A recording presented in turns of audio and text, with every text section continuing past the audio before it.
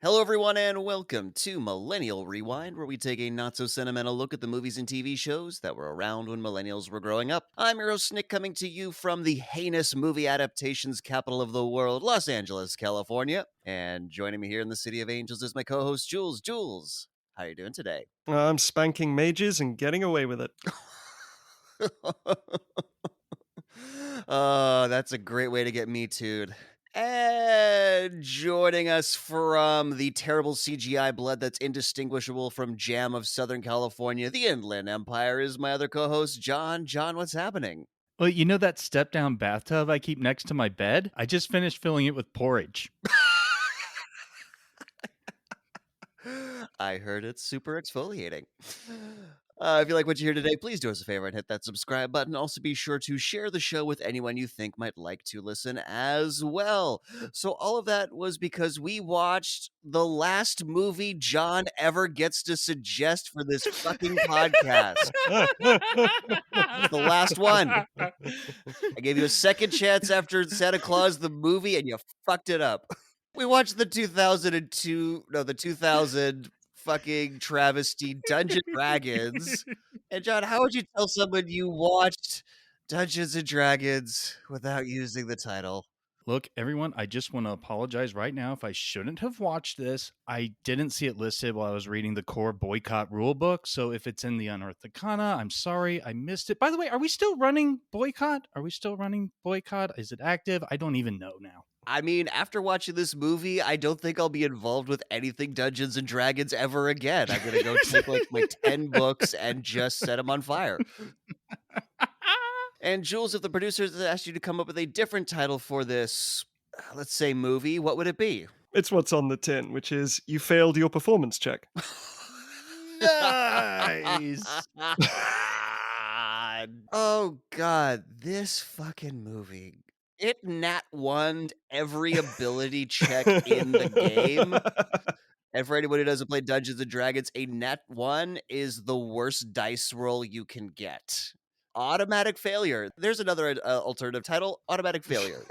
Critical fail. Critical fail. Yeah, we're only watching this because, one, we're Dungeons and Dragons nerds, and the new movie's coming out this month, so, Just the second half of that, really. mostly that. Yeah. Because my experience of this movie is just like flicking through the channels, accidentally tripping over it whilst I was trying to find a better movie. Because I do have only one memory of a scene, and it is the scene where Ridley sets fire to one of the MacGuffins, and then it just cuts to Damodar, and I was just like, yeah, I'm not into this. I think I was just, yep, that's that. I'm gone. Well, that's more experience than I ever had of it. I don't think I was aware of this movie's existence, and then, again, John just has to come in and ruin my life and be like, hey, there's this Dungeons & Dragons movie from 2000. It's got Jeremy Irons in it. We should watch it. No, we shouldn't have. My experience with this fits somewhere between you two. I had never seen it before, but I was aware of it. As mentioned in several other episodes, I grew up like Dark Crystal and Labyrinth and fantasy movies and loved them. And then Dungeons and Dragons is coming out, and I'd never played it. I'd never read any of the books, so I felt like I didn't deserve to watch this. I was my own gatekeeper. Little did you know. So yeah, like you'd mentioned, new movies coming out, and I was like, hey, there's this thing that exists. This is not a Santa Claus thing where like I was behind the scenes going, oh my god, this is gonna be so much shit. It's gonna be so much fun. I'd heard it was shit and I expected to have fun, but I didn't intentionally torture you this time. Okay, inadvertently torture. Okay, I think that makes this slightly better. Our friendship is a little less in peril. Oh, don't worry. Next month, it's just going to get burnt to the Okay, ground. good. Cool. I don't need friends.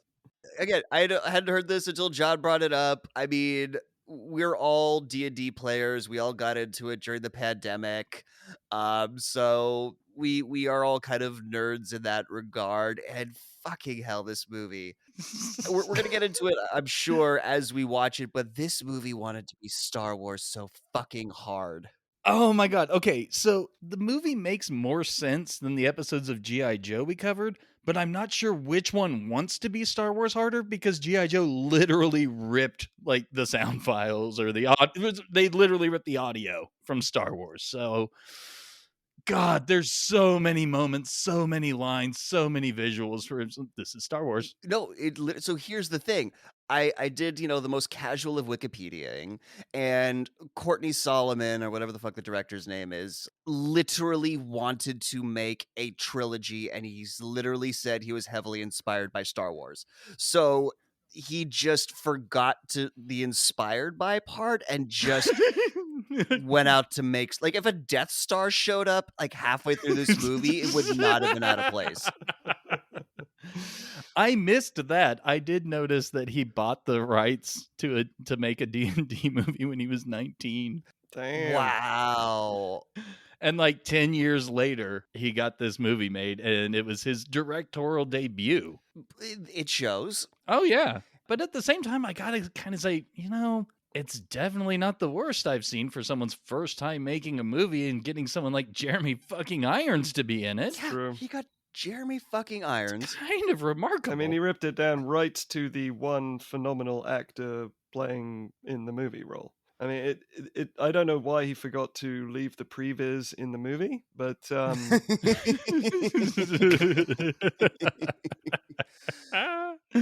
oh my God, so many times I'm watching this and I'm going, Fellowship of the Rings was 1 year away. Fucking Starship Troopers came out 3 years before this. Dude, it's a slight improvement over Mortal Kombat Annihilation. The dragons, some of the dragons are, I think, literally the same footage. Well, here's the thing. What this guy thought he was going to make a trilogy. He thought he was going to make more of these. There's like ostensibly 2 more scripts out there of this fucking piece of shit franchise. I don't think it carried over, but there was a made-for-TV sequel. And Damodar reprises his role, but for some reason does not have blue lips. I haven't seen it, but I know one of the actors reprises his role in a made-for-TV movie sequel. Oh, dear. Oh, God. And they made this movie. It is explained in just the god awful special effects, but they made this movie for $20 million. Oh my God, that's all? That's all they made this for. And I mean, they got their money's worth. Like Starship Troopers was $100 million, and like the special effects were half decent, right? Yeah. But for this, they needed to spend so much more. I mean, like, look, the script sucked, so like you can't save that with money, but you could have saved some of the special effects. I mean, the first thing that leapt out to me was the fact that one of the actor who plays Ridley was from The New Adventures of Superman. It really caught me off guard. Yeah, Jimmy Olsen. Second Jimmy. Exactly. Huh. Well, one of our favorite actors that we've seen. My favorite Viking berserker? I think we're thinking about different people. You go first. Who's your favorite Viking? Like, who is this?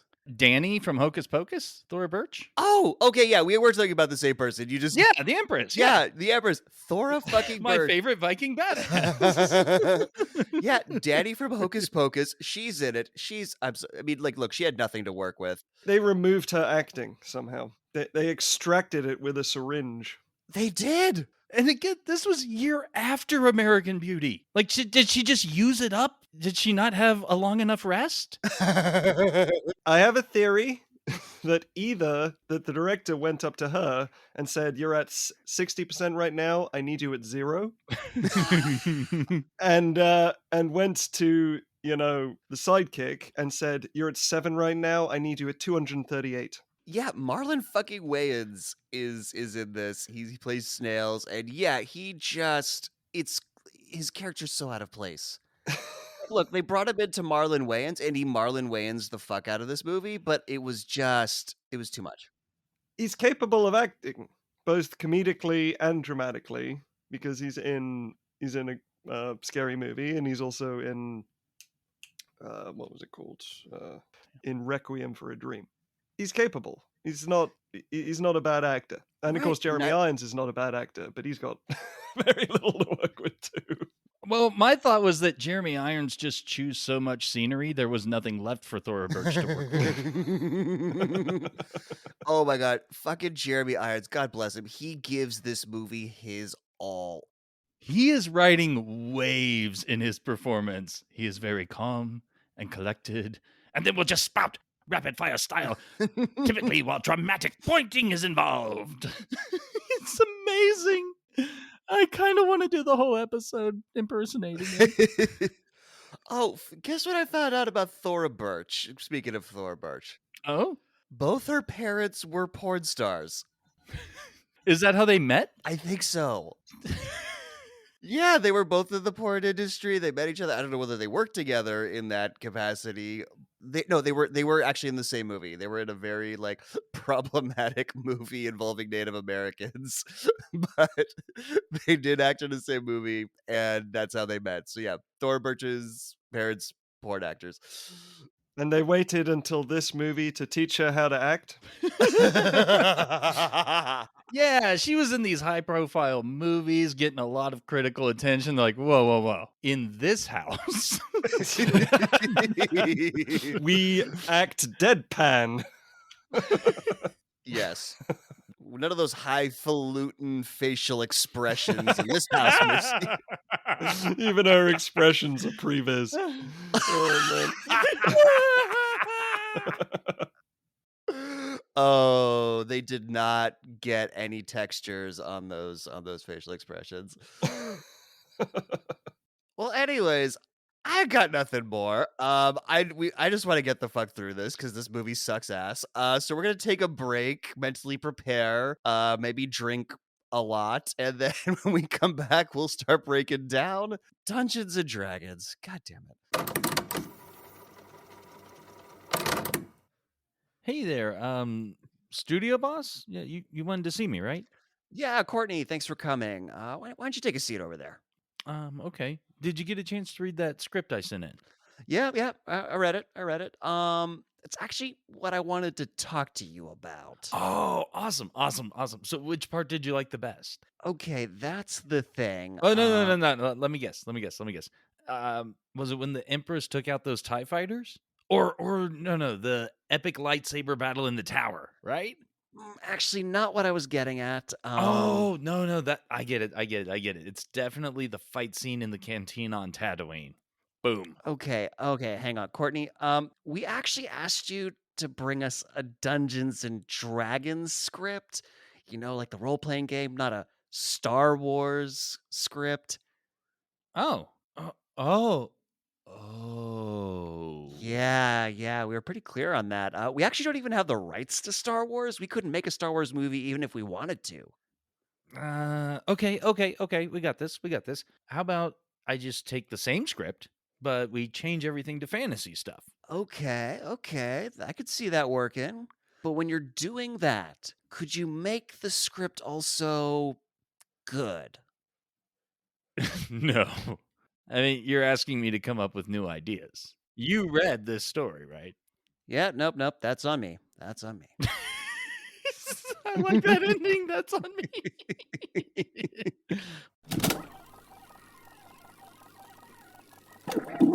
And we're back, and the movie is going to take zero time before it gives us an info dump over nothing. It's just a black screen with a fine There's mist. a bit of smoke. Yeah. Well, I mean, I think we should also acknowledge that this is made by New Line. And since it's the same production company as Lord of the Rings, that means they won't fuck it up, right? Oh, my sweet summer child. They already had their priorities lined up. They knew where they were going to spend their fucking money. So anyways, some voice tells us that the land of Izmir is ruled by magic-using mages who enslave the non-magic users, and there's an empress, and she wants to bring equality to all. How nice of her. But the evil mage Jeremy Irons doesn't want this. Like, look, say what you want about episode 1's, like, politics being boring. At least it was fucking compelling somewhat. I just love the whole movie thing of emperors and empresses really wanting their people to have freedom. Right? Yeah, we all know that's the case. It's like, bring back the old monarchy. They know what's best for us.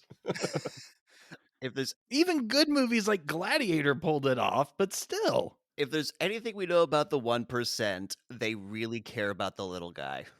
They love sharing their powers Exactly. so much. The wealth. So much. They really care.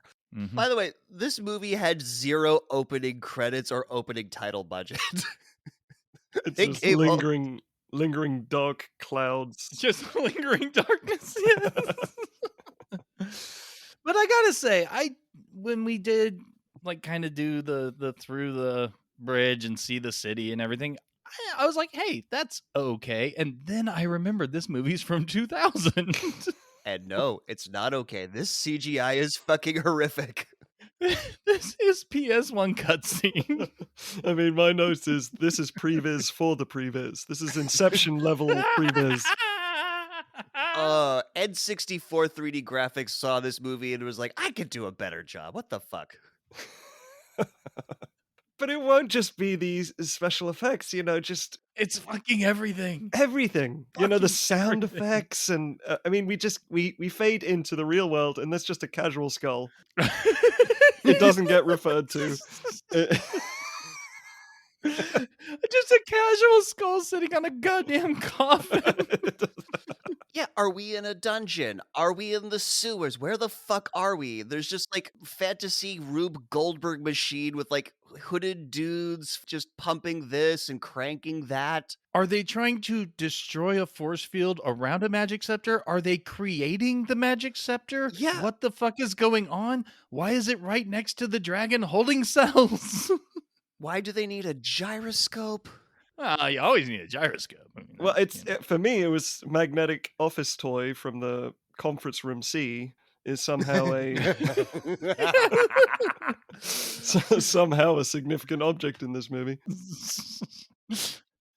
They really needed a lot more items from Spencer's Gifts in this dungeon. Exactly. Really did. Especially the edible underwear, let me tell you. So Jeremy Irons walks in. He's like a evil mage character. I just call him Jeremy Irons. I forget what his fucking name is. So he like uses force lightning on the gyroscope, And we're starting with the Star Wars already.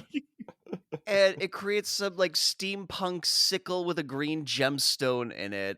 Or did he just dispel the force field with the swirly shit? I can't tell. Did he create it or is he just trying to get it? Who cares? This movie keeps forgetting about MacGuffins and making new ones, so just bear in mind this is one of many. Yeah, no, this movie like has no rules, or like it may have rules and it just doesn't explain it to you because fuck you, magic, the force, whatever. So then his henchman comes in. He's like this tall, bald dude with like metallic blue lipstick. Yeah, my note here is that I'm not sure how familiar you guys are with Friends, but this is basically Joey from Friends doing the Itchy Bun commercial, the lipstick for men. Yes, that's the exact fucking color of his lips. Exactly. I mean, his name is Damodar. Oh, that's his name? I just had him down as Bald George.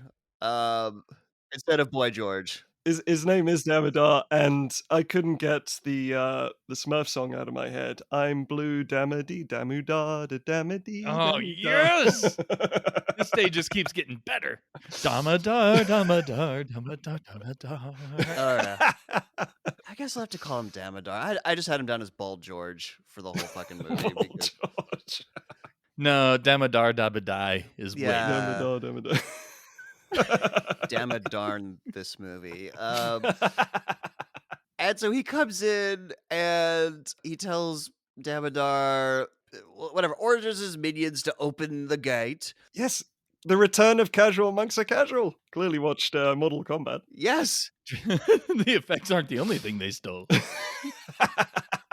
I love the idea that the director just sneaks onto the Mortal Kombat set, says, monks are due on my set in like 5 minutes. Get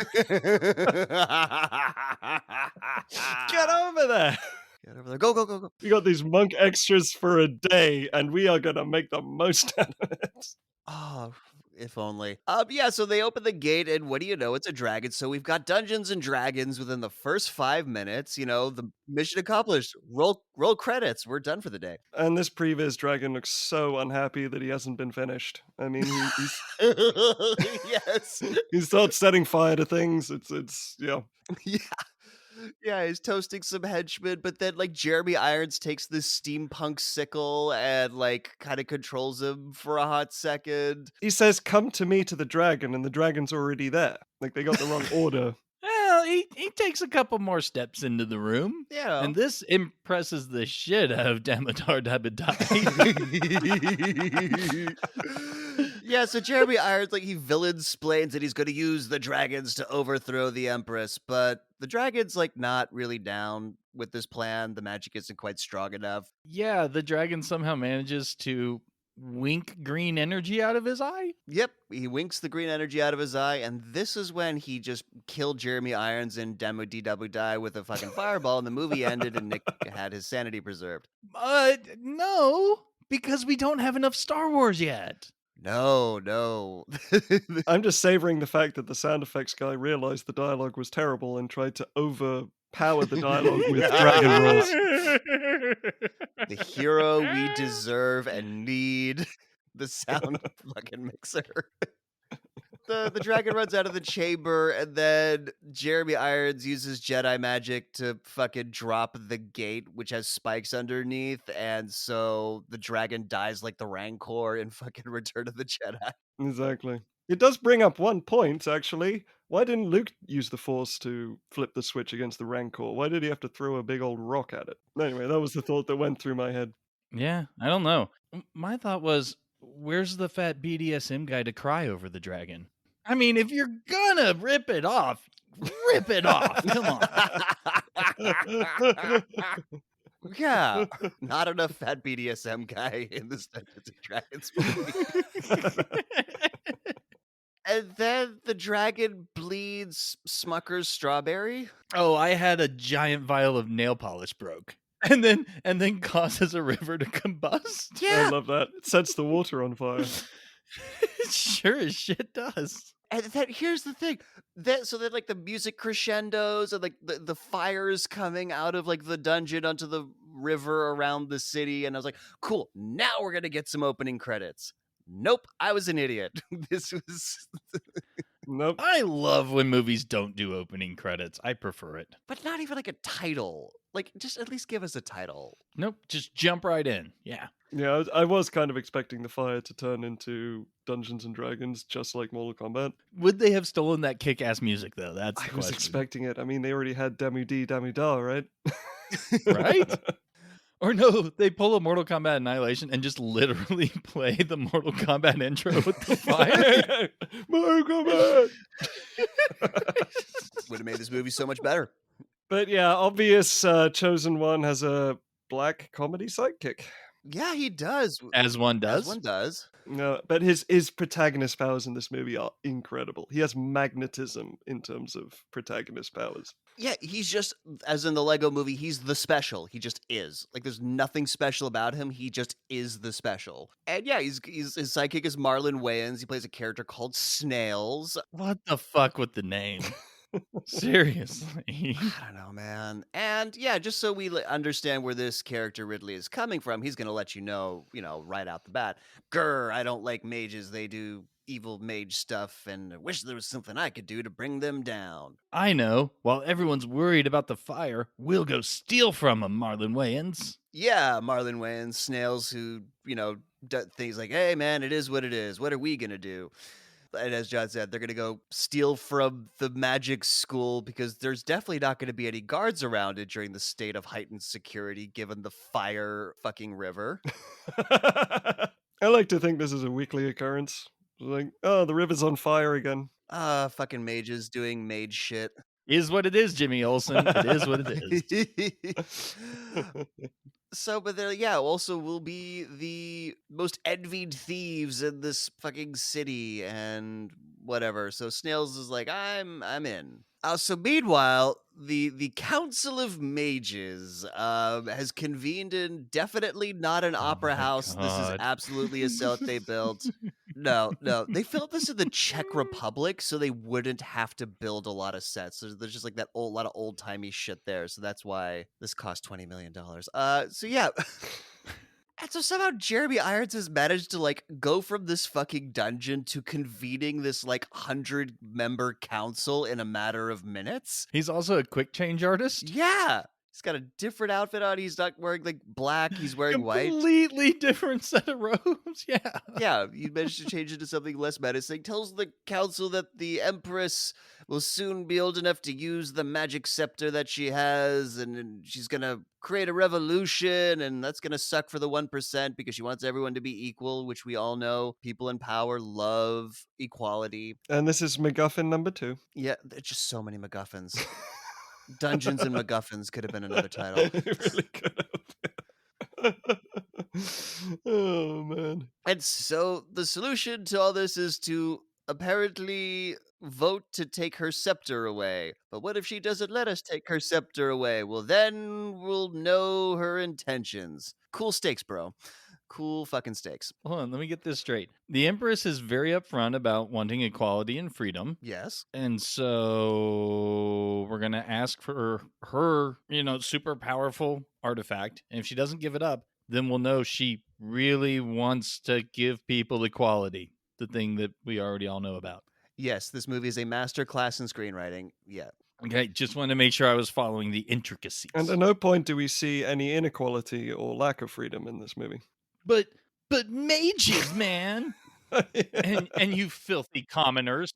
At least with the Empire in Star Wars Episode 4, they started slaughtering Jawas. I mean, there's absolutely no oppression. Yeah, but who gives a fuck about Jawas? Disgusting. Yeah, Jawas are assholes. Disgusting creatures. So anyways, Jeremy Irons like, who's with me? And the council cheers. Yay. So now we're at the Empress's palace. Danny from Hocus Pocus, Thora Birch, parents are porn stars, is talking to her counselor, the head of the wizarding school, Dumbledore. I will eventually call this guy Dumbledore because he's like old and runs the magic school. I just had stock wizard. Stock wizard. He is the Getty images of wizards.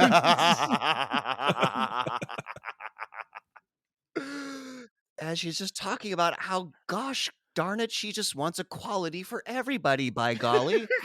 My note to add to that is, what is this, Princess 12? Who would put a borderline teenager in charge of an entire empire? Come on. Europe?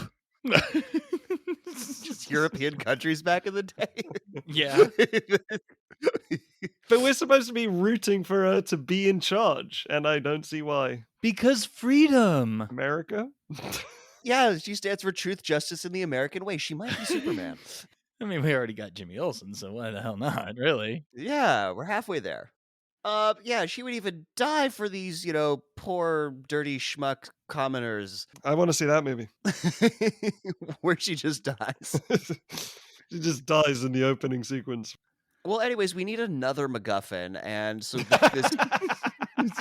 Well, the first one broke or whatever. So the first one broke, and we've mentioned her MacGuffin, but she needs another MacGuffin to MacGuffin the whatever. So there's another rod.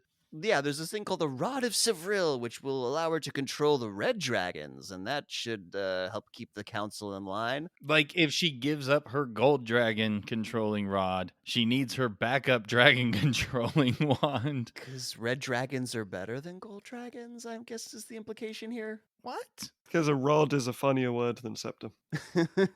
Yeah. It's like a penis. And so, yeah, as they leave this room they're in the palace, I guess, we see this little demon thing, like, laugh to itself, like the creature that hangs out with Jabba. Yep. So is this supposed to be a familiar? Yeah, I Like, think what the fuck? Damodar's familiar. I think that's the idea. I thought it was Jeremy Irons's. I thought it was Damodar's. Because he's the mage, and Damodar Dabadi is just like a soldier. But he's like on the mage side, so it's definitely Damodar's familiar. It hangs out Okay. with Damodar a lot more. Yeah, it does run around on his Legion of Doom pads. They're not quite as spiky as Legion of Doom shoulder pads, though. So they got the right color scheme, though. But yeah, cut to Jeremy Irons immediately reacting to the existence of this rod.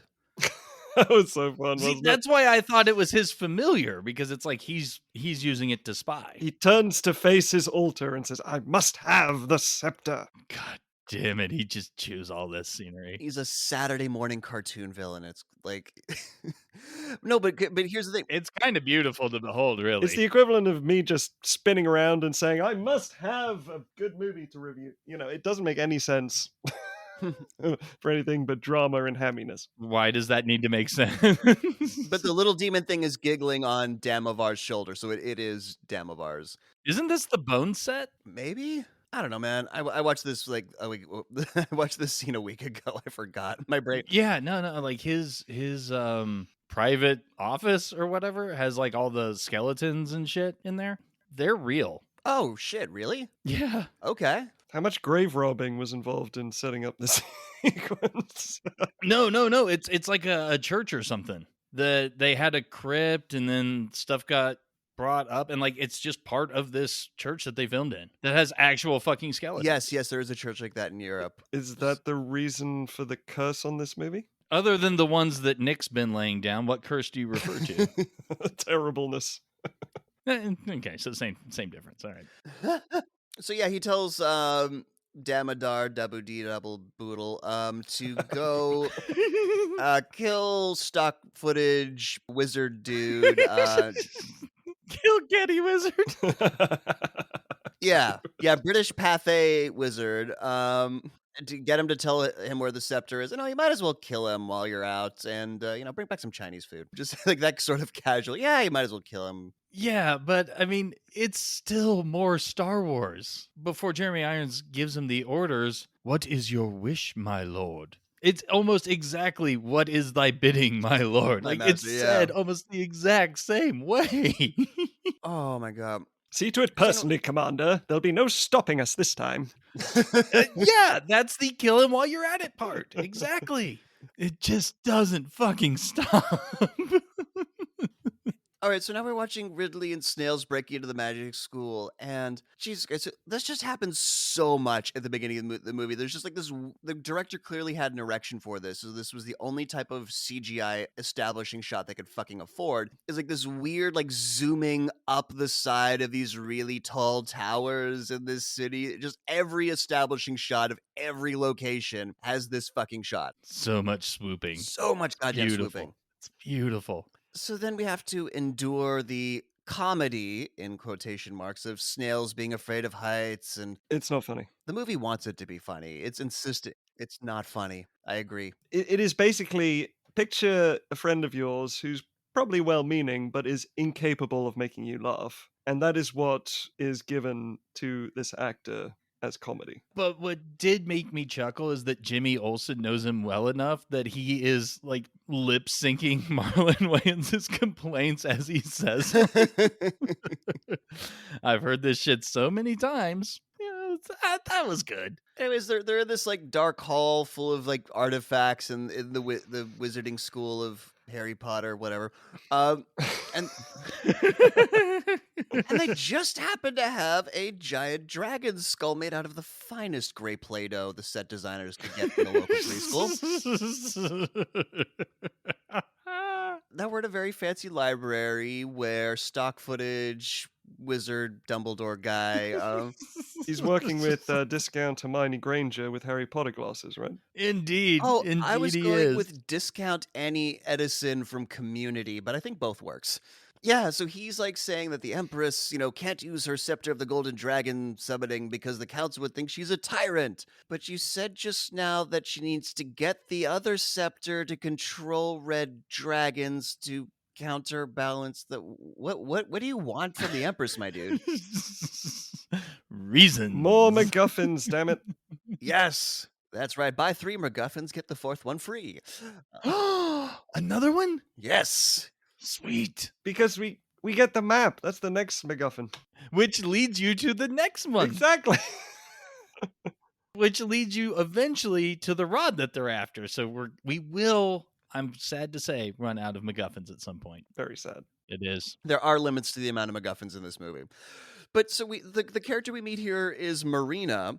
She's a mage student who's on this like really high ladder platform, like looking for a book for stock footage wizard guy. You know, she's got the hair tied back, she's got the librarian glasses, she's kind of slightly bent over, and I have definitely seen this porn before, guys. I don't know about Oh yeah. Yeah. I mean, especially with this lighting and She's also basically stock image of slutty librarian. How do these characters just not have watermarks on them though at all times? Really? No, they could afford the $4.99 to license these stock images. That's where the budget went. Property of Warner Brothers Incorporated. New line. Come on. Subsidiary of Warner Brothers, it counts. Yeah, but still. Nah, it doesn't fucking matter. It doesn't matter. This movie doesn't matter. It's a waste of fucking celluloid. So because we gotta put a fucking, I don't know, ticking clock on this movie that doesn't matter because they don't ever bring it up again, they only have 3 days before the council makes the Empress hand over the scepter, and she doesn't want How to. to swap your MacGuffin in 3 days. Yeah. How to lose track of your MacGuffins in 5 minutes. That's even better. How to lose track of your MacGuffin. Oh man, so what's driving the plot at this point? MacGuffin hunt. It's a MacGuffin hunt. Okay. And if you don't hunt fast enough, Damodar Dabadai is going to come kill you. Yeah, so but this doesn't have to. She doesn't have to get this fucking other scepter because she already has a scepter that summons dragons, and she can just fucking crush the council that way. So the movie's pointless, and the movie realized this, and we could stop having a movie now. Oh, my sweet summer child. Oh God, my idealism. But no, Marina, slutty librarian, is like, I wish there was something more I could do than stack books. And again, I've seen this porno. Oops, I just accidentally caressed your stirring hand? Like, what the fuck's he even stirring? I don't know, man. I thought he just had like a hot bowl of soup at first, but then he like threw lightning at the map. Sorry, he reached into his bowl of soup and grabbed some powder, which caused him to throw lightning at the map. Let's be, accurate. I'm the map. I'm the map. I'm the map. Sorry. Do you know what Jules is referencing? Stares intently for way too long. Bueno! But anyways, that lightning doesn't help Getty Images wizard dude decode the fucking scroll. So he sends, because he's got super ancient magic. And you know what really works well? Super duper old stuff. Super duper old stuff just lasts forever. It doesn't degrade over time. Well, not when you have enough manticore tails. Yeah, well, she needs to go get a manticore wing for him. So off she goes. Oh, wings. Damn it. Anyways, back upstairs, Ridley and Snails are just like snagging stuff. They're kind of like, ooh, I'm going to steal this. I'm going to steal that. And the most paper mache dragon teeth ever because for some reason they weigh fucking nothing? Yeah, just weigh nothing and apparently aren't worth it to steal. I'm sure they couldn't Nope. get $1 bajillion for a fucking dragon tooth or whatever currency they're using. Especially the one made out of gold? Yeah, I feel like you could get a lot of money. Like in terms, like instead of having to sell a bunch of stuff, you could sell one big thing. Ah, maybe that's the problem. It's like it's too great of a prize, it'd be too difficult to fence. Yeah. But so then Frenchy Snails finds a bejeweled box, and before Ridley can warn him, he unleashes a dragon ghost that roars. Ooh, spooky, scary. Anyway, Illusory Dragon didn't come out until the later expansions of Dungeons and Dragons, so I call bullshit here. It wasn't until at least Xanathar's Guide. I was just curious if, much like Mortal Kombat Annihilation, they thought this was going to be a 3D movie at some points. Yep, the way they animated this definitely lends credence to that theory. It's going to be so cool when the whole audience sits backwards at the same time. But anyways, the dragon thing roars and attracts Maria to see what all the ruckus is about. And To quote Getty Images Wizard, one of the lab creatures must have gotten loose. So they're in a lab that's full of creatures, apparently? that roar, And not just like a treasure storehouse? I mean, Where the fuck are the creatures in this room? That's what I'm asking. they're out back with Hagrid. Or the lab creatures are in a different room, so there's no reason for Discount Hermione to show up and catch them. Cool. Hagrid. Yeah, I'm gonna go with Hagrid. Because I just don't care. Fine, Hagrid, cool. So anyways, yeah, Ridley and Snails try to bullshit that they're the cleaning crew, but discount Hermione, discount Annie Edison, isn't that fucking stupid, at least not now. And then she binds them with Wonder Woman's lasso of truth. Yeah, just magics a fucking rope around them. And this will never happen again. Nope. Which compels them to stay within 20 feet of her at all time? Yeah, because after some really fucking cringy banter between her and Ridley, hears something downstairs and runs to check on, stock footage wizard guy. And yeah, because it's like a fucking bracelet that she uses to Wonder Woman them. And so yeah, they have to like go with her as she runs outside. Well, what I'm confused by is why she never uses magic for pretty much the rest of the movie, with the exception of like one moment. Like in this opening sequence, she does like, I don't know, 8 spells, for example. And then as the movie goes on. Well, you see, she had her component pouch here and forgot to take her focus with her, and so, ran out of components. Nothing somatic. She's a student? She's definitely attuned to this magic item. By the way, for audience, this is all D&D, the actual game references, so it's okay if you don't get it. Just from a movie perspective, though, she basically contributes spells at this point and later when it's needed. I mean, she is 100% just magic when convenient. Exactly. When the movie needs her to magic, or the movie has the budget for her to magic. The movie never has the budget for magic. No, it really doesn't. But anyways, Getty Images wizard has been taken prisoner by Bald George Dabadoo, whatever the fuck his name is. And Damodar Dabadai. Cool. So it's the funnest thing to say. It is very fun. It's honestly, it's the most fun part about this movie is this name that we've made up for this guy. Thank you, Jules. Thank you for the gift that keeps on giving. Yes, this is the only reason why I'm going to get through this fucking record without killing myself. Blue lips, Damodar Dabadai. Ichiban. Lipstick for warlocks. Oh god. Yeah, so Dabadoobles tells stock footage wizard to give him the scroll. But when Marina walks in, stock footage wizard force pulls the scroll to pass it to Marina across the room. This is apparently a thing that you can fucking do in the universe. And that's when Blue Lips Mackenzie kills Dumbledore, stock footage, whatever, and orders his... Did you just insult Dumbledore in my presence?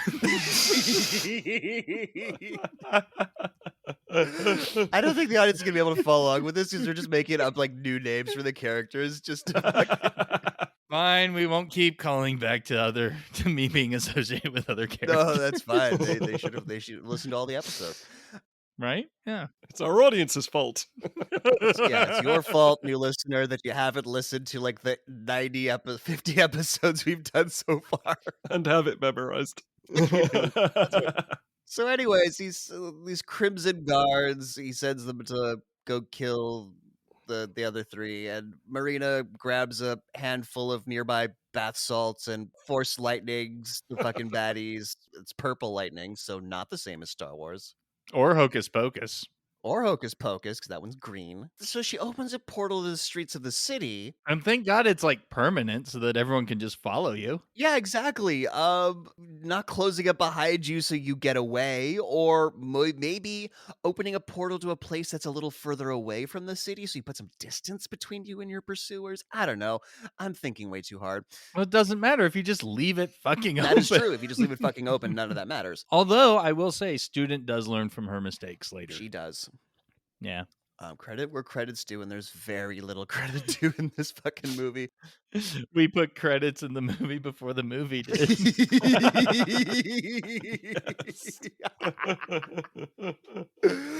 Oh, yeah, we fucking did. You're welcome, movie. We didn't have to do that for you. Hey, movie, what does it you say that you do here? Certainly not fucking entertaining, that's for sure. Look, I swoop up the goddamn building so that no one else has to.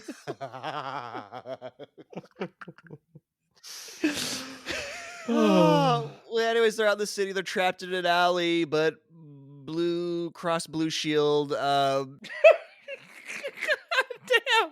Blue Cross, Blue Shield. How many fucking names is this guy gonna have? He's gonna have all the names by the end of this. Blue Lips Houlihan. Mesh reference, love it. Yeah, so yeah, Blue Velvet brings out a crossbow, and my note here is, and that's when John appears from a pile of trash. Hey! Oh man, it's so true. I call it discount Ron Perlman dwarf was what I said, but he gets his helmet blown off, if you know what I mean. Oh. Yes, it gets shot with a arrow or dart or some sort of thing, and it gets knocked off his weirdly not quite bald head. Yeah. Like there's this random ass patch of fake orange hair. It's like kind of on the side a little. God, this orange in this dwarf's hair. His name's Elwood. If anyone cares, we'll probably have like Nope. 9,000 more Nope. names for him by the end of the movie. Um, Discount Rob Perlman. Discount Ron Perlman. So the orange in his hair. This is like when I went to Russia. Old ladies would dye their. There were two colors that they would dye their hair. One like this weird purple, and two was like popsicle orange. I have seen this orange in old people hair as well. Yes. Yeah. It is. This is the fucking orange that is this guy's beard and hair. I mean, to me, it's so orange that it actually affects the movie's color correction. That it basically starts to become, because we will move to a scene later, which is completely red, and I'm pretty sure it's because of the power of this dwarf's beard and hair. The only actual magic in this movie. But yeah, he's in a pile of trash, and there's a sign that says "No dwarves allowed," and then they leap through it or something. Yep. So we have our garbage chute scene. Yeah, we do have our garbage chute scene. This is after he tries to battle axe Blue Dabble, Damodar Dabadai. but he gets blocked. Yeah, but Damodar Dabadai is awesome enough to catch the axe, but has no defense against dwarf leg sweep. He does not even his fucking Wolverine claw gauntlet can prevent a fucking leg sweep from a dwarf. Sweep the leg! I fucking love this thing. Oh my god, it's so bad. Yeah. It's so bad. And then, yeah, that gives everyone time to jump down the Death Star garbage chute and escape. Yes. There is this weird trend. I don't remember when it stopped, but movies loving like sliding down a tunnel for some reason. There were so many that did it. Yes. This movie does it at least 3 times. Oh, yeah. This is like the director's Quentin Tarantino foot fetish. He just like seeing people slide down things is clearly what gives him an erection. Like I'm calling it now. What use is swooping up that tower if you can't go sliding down it? I'd say I died inside a little hearing that, John, but I have nothing left to kill inside me after seeing this fucking movie. You say that now. I say that now. I'm sure there are further depths to dive into. But the best part of this subsequent scene is that from this point onwards, the dwarf won't leave them alone. He gets magnetically attached to the party for no reason whatsoever. He has no reason to be there. None. No reason And whatsoever. also, he'll just stop talking at some point. He'll just not have lines, and he'll just exist. I like to think they just forgot he was there. They were just. He has like 3 more lines in this movie. I mean, and and one of them is I'm counting his story about, I don't know, he was tied up or some shit. It doesn't matter. But yeah, he'll have like that, and that'll be his lines. But so yeah, we're the next day. The Crimson Guards are putting wanted posters up for Marina because they want to pin the murder of stock footage wizard on her. Can't go to the authorities because and they know about the others, so they're stuck together. I feel like if they really knew about the others, they'd also have wanted posters up for them. But Whoa. Stop making sense. yeah, I feel like they could just be like, "Hey, lady, they're just looking for you." So, later. But nope, they're stuck because the movie insists that they are, and they walk through the crowd totally not suspicious under their hoods. It is like fantasy world, Glasses and baseball cap. Yes, glasses, like sunglasses and baseball cap, like. So after another fucking swooping up the side of a tall building, we're in Jeremy Irons' lair. And bluegrass music reports that he failed to get the MacGuffin whatever one he was after. I think it was the map. And Jeremy Irons doesn't like that he failed, so he summons Scorpion from the first Mortal Kombat movie's wrist creatures. And Into his ears. yeah, nobody like manifested inside, and then it pops out of I his say, ear. yeah, but they pop out of his ears. At first, I thought Jeremy Irons just gave him IBS. Like he just shits his pants and he's like, I'll he do it. he just like kind of doubles over. Yeah, my note was, the scarabs from the mummy run through his skull. Yes, it's still that as well. And he has extreme constipation, and then the CGI scorpion claws come out of his ears. It's a beautiful sequence. Oh, yep. I will say one more minor bit of credit to give this movie. As it goes on, you can see more and more of like the effects of having this thing inside him. He gets this weird veiny shit and it like grows and spreads and gets nastier and nastier as the movie goes. I think that's my last nice thing to say. Oh, that's more night than I would ever say about this fucking thing. Can we get to red color correction, Mos Eisley? Well, almost there. We're almost there. This is fucking nuts.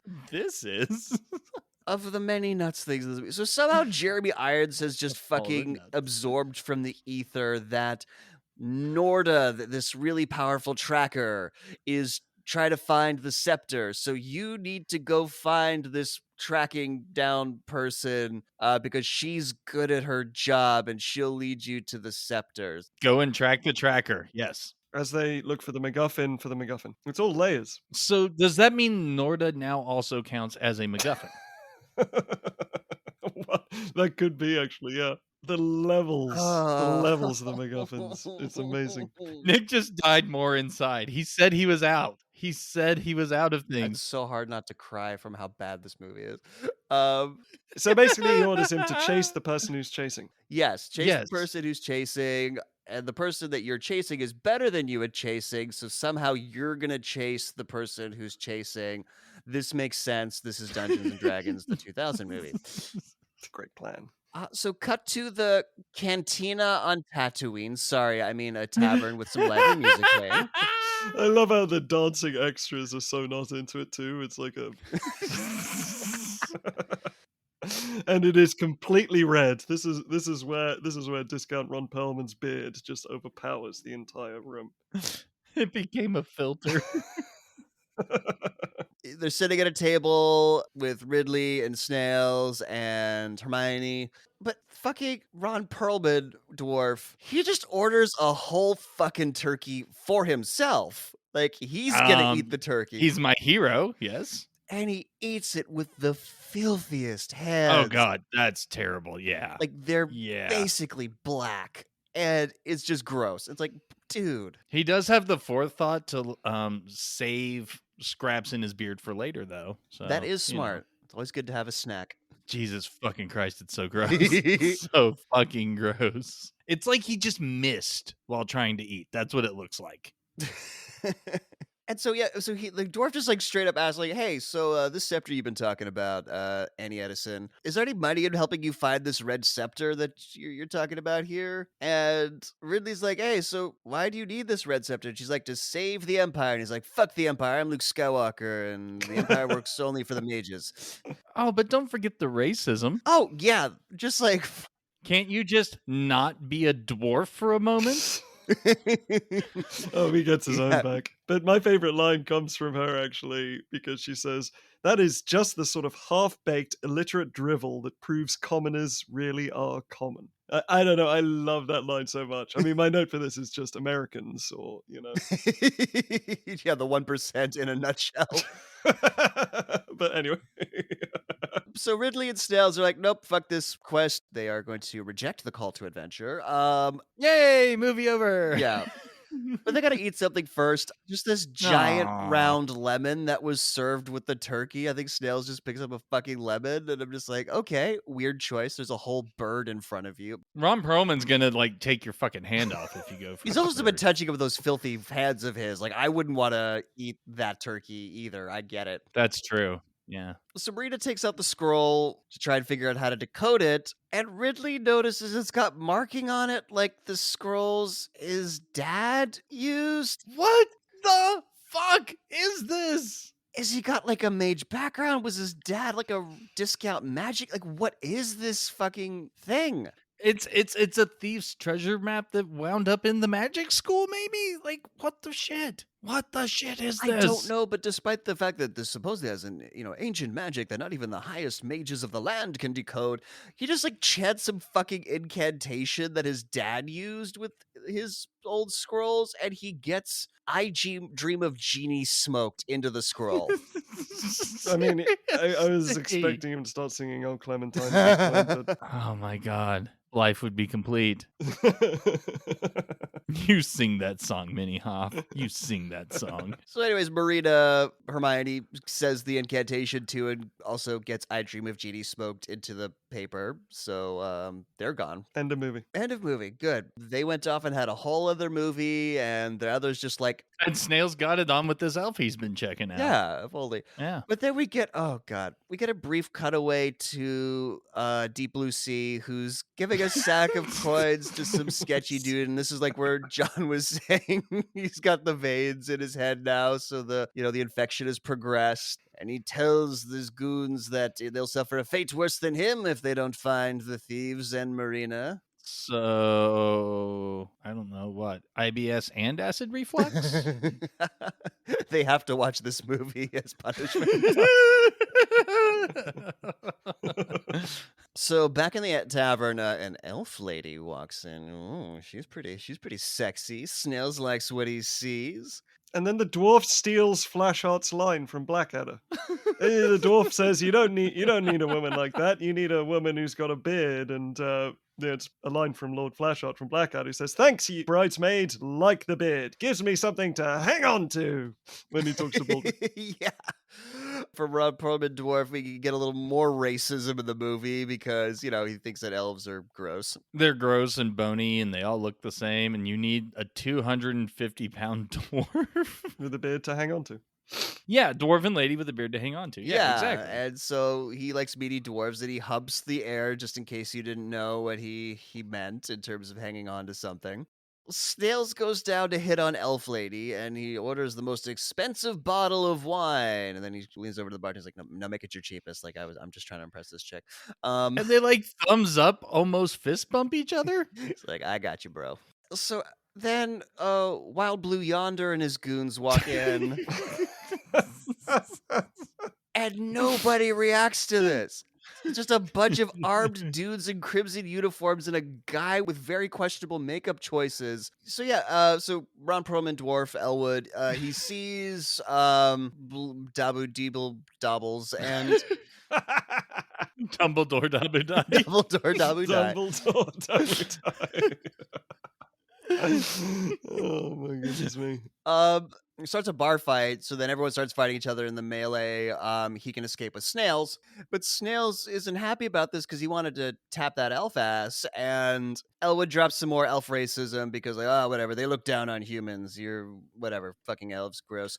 We also see some elf lady kick some ass, so, she can do stuff. So they get to a safe distance outside, and then Snails tries to chant Ridley and Marina out of the fucking scroll, and he keeps saying bidet, bidet, bidet, which is like similar to what they said to get into there because this movie Because humor. because that's Yeah. they use that to clean poop off your butt. Yeah. But anyways, he gets it right eventually, and they both I Dream of Genie smoke out of the scroll. Mid argument about a wraith they talk to, and they both clearly had an epic side quest that this movie did not have the budget to fulfill.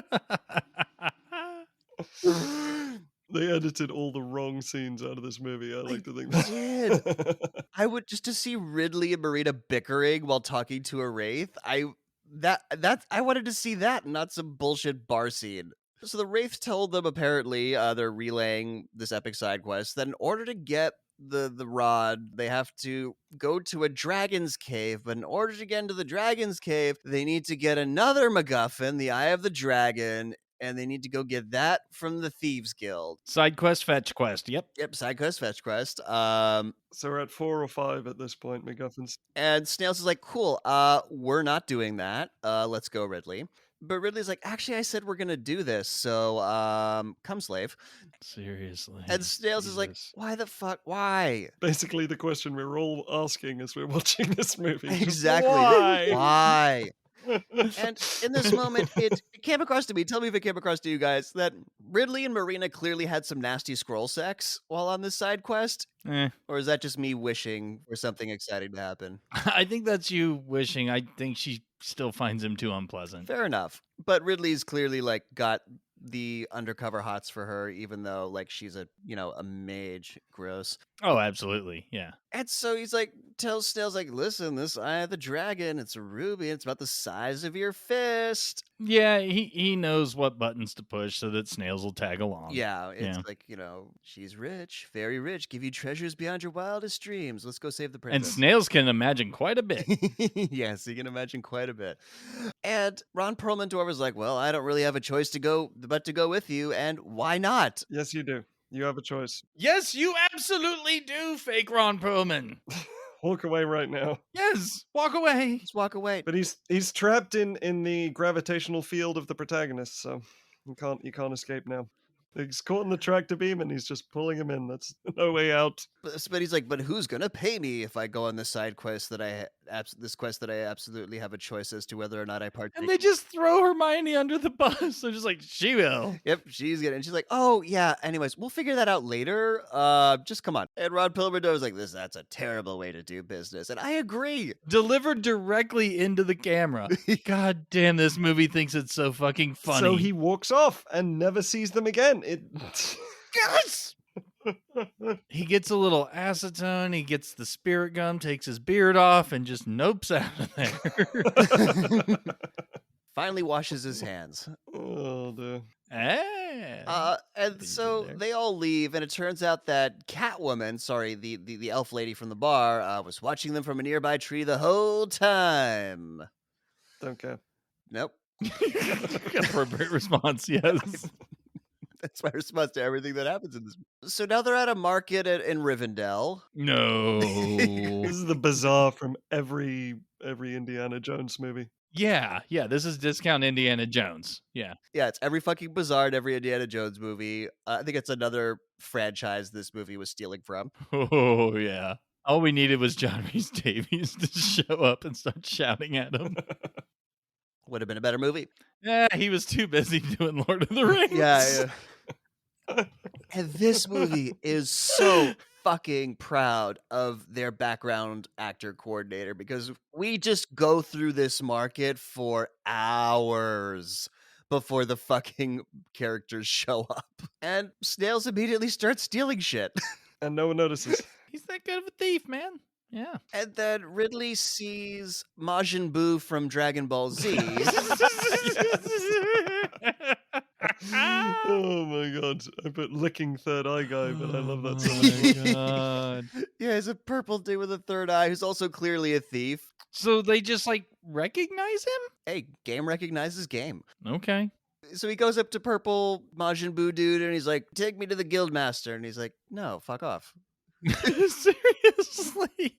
But yeah, the dwarf does get a fun line. He basically, he catches the mage looking at some of the wares and says, if I ain't drinking, you sure ain't shopping. I've been doing that in every mall I go to. That's how Jules lost his girlfriend. So the gang regroups and Ridley gets the brilliant idea to, wait for it, follow the purple dude and see where he goes. Okay, so they're tracking Purple Dude. We've got someone else tracking them, and then Dumbledore Dabudai is tracking that other tracker. The layers, the inception levels of MacGuffins and trackings, and it's wonderful. Just this fucking movie. It's a conga line. I'm sorry. It is a conga line. Conga line of trackers. So despite having had this aggressive fucking encounter with Ridley, Purple Dude doesn't like look back to make sure he's not being followed, keeping an eye on them. Nope, he's just like casually going about his business. It's like, when you've had an encounter with a video game character, they're like, get the fuck out of here. And then you like take 2 steps back and then they just forget that you ever existed. Yeah, it's exactly like that. They were outside of his cone of vision for 3 seconds. He had to revert to his previous program. Not the first time that just out of camera again returns with, it doesn't exist because it's not on camera.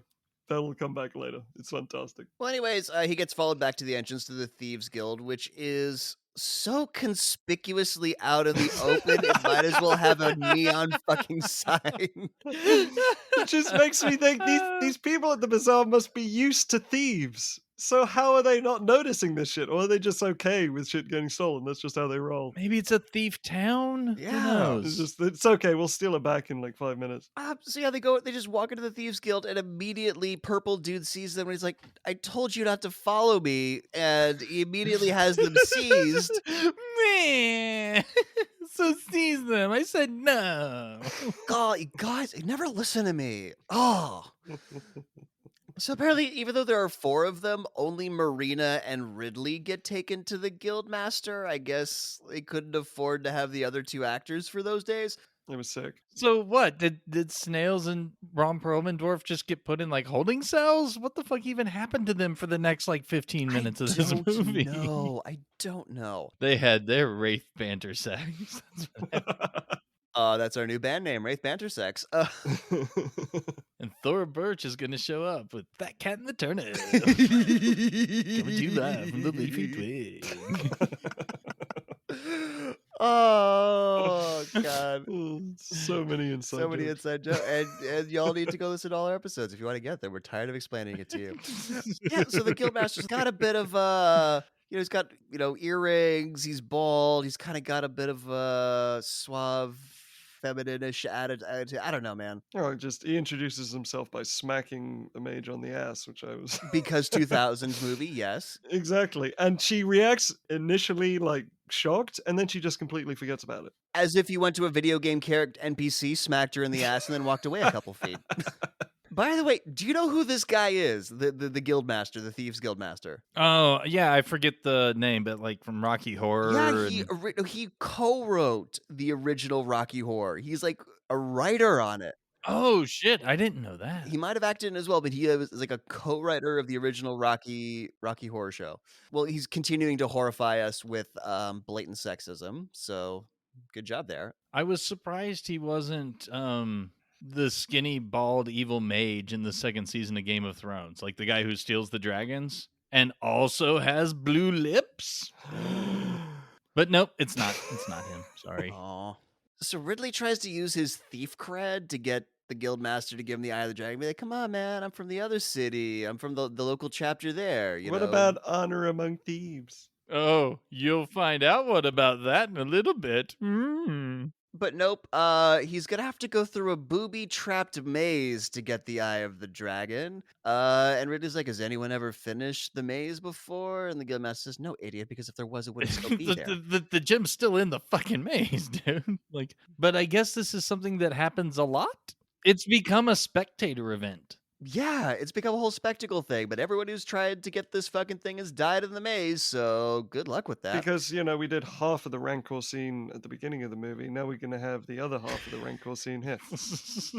Where people shout through cages Exactly. and are so entertained at this impending doom. Yeah, Yes. It's like a mixture of the Rancor pit and the entrance to the Holy Grail site. Yes. One particular room. Yes. Yes. I mean, Yes. the Last Crusade does get ripped off here too, because you also get the spike that almost hits him in the crotch, just like when he was on top of the circus train, and the rhino horn almost gets his crotch. It's all here. It steals. It's all here. steals Oh, yeah, quite it's all there. comprehensively. It's all there. See, that's how good the thieves are in this movie, because the entire movie is stolen from somewhere else. And they also just steal from raiders for shits and giggles, because the Oh, yeah. first obstacle, the first trap, he triggers it by, like, there's a light trigger, Mhm. and that brings out the swinging axes from the ceiling. Yeah, like he does he breaks the light beam and it makes one swinging axe, and then he throws something. I don't know if it was a rock or a skull or whatever the fuck. And it passes through all the light beams down the hall, and now there's like a shitload of swinging axes. Yeah, but he jumps on one, and then he swings to the other row, and then he swings to the other side of the room, so he beats that one. When has Ridley shown himself to be capable of doing any of this, by the way? We have no reason to believe that Ridley has any fucking skills of any sort. Exactly. The only thing we've seen him do is fail to steal from the magic school. He also failed to persuade Majin Buu to help him out. Yeah. He is so far sucked at everything, and yet he is our protagonist. Legally, he is our protagonist. He has succeeded in causing Dwarf to come with them? Well, I mean, the dwarf just had to. There was no, there was just no convincing involved.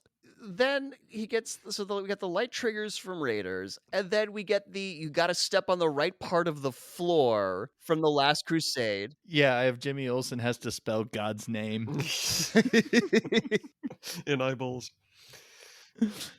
Yes, but totally in eyes. Yep. Not the letter.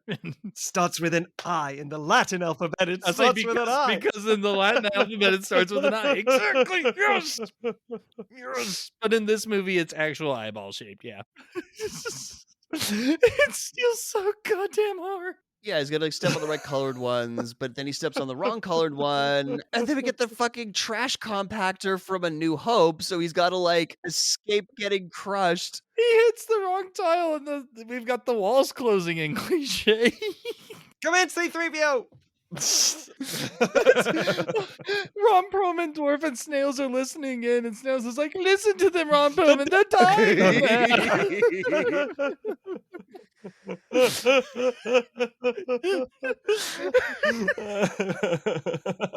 Oh my god, I am done, Damodar. Oh my goodness me. And just because we haven't ripped off every Indiana Jones movie in the original trilogy, now we're gonna rip off fucking Temple of Doom, because he gets into another room and roof spikes are coming down and also out of the floor, and he solves this by whacking a sanddial with a sword. An hourglass. An hourglass, yeah. Which, yeah, so hourglass is emptying, which causes spikes to slowly descend. So breaking it so all the sand falls out doesn't cause them to drop on your ass. Nope. I think I blacked out at this point. I don't actually remember this part of the temple. Look, there was a lot of stupid per second in this sequence. I would totally understand you blacking out. And so finally he's in the chamber where the Eye of the Dragon is, and at this point I was just waiting for him to bring out a bag of sand to like Exactly! replace it. It's the same shot! I swear. Oh my god. I'm like, oh, he doesn't have any stubble to rub contemplatively. Exactly. But he still tries. Oh my goodness. God. No, he just takes it. That's it. He just takes the fucking thing. But like it takes way too long. He walks up so slowly, and you really expect there's gonna be a thing, and then he just like picks it up and holds it up. Yeah. I won the prize. Olmec, tell him what he's going home with. Oh, Jesus. Yeah, I mean, Goodness. honestly, I would have paid so much money if a giant boulder came out of nowhere and just fucking crushed him. Well, anyways, the Guildmaster dude is super impressive. Ridley got the Eye of the Dragon. However, he wants it back now. Yeah, you have to give me what's rightfully mine. And he's like, well, what about Honor Among Thieves? And he says, no, that's the next D&D movie. It's hopefully going to be a lot better. We got to make a few really shitty sequels direct to TV first, but we'll get there. We'll get there. And he's like, look, I didn't get rich by having honor, and I believe that's just the billionaire's code. I kind of love that line. Yeah. It was actually a good line. I hate giving this movie any credit, but I'm just like, yeah, that's how you get rich, by being a fucking asshole. So thieves also aren't commoners, and they're just as bad as mages. Check. Got it. Yep, this world. So one of the Guildmaster's thugs gets hit by an arrow, and we see that's because Blue Cheese McGee and his Red Rangers have arrived. Tell the names we run out of. I will find more. I am just in awe that he keeps coming up with things, really. 'Cause there is no way he had that shit. Nope, I'm planned. just pulling this out of thin air. So yeah. Like a bolt from the blue. You totally missed your chance. Out of the there. blue. WD. Yep. Well, anyways, the guild master doesn't take too kindly to damn dirty mages trespassing on his thieves guild. So, Yes, those damn dirty mages who are famous for shooting arrows. yes, and no magic from No, there's no fucking magic. Yeah, yeah. You think that Dabble Doobles would be able to fucking do some magic, but no, he can't. Dabbles doobles, but he don't fall down.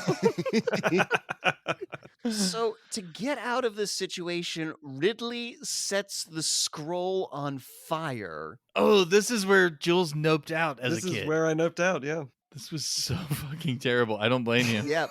It's just one of the many MacGuffins that he's threatening to burn.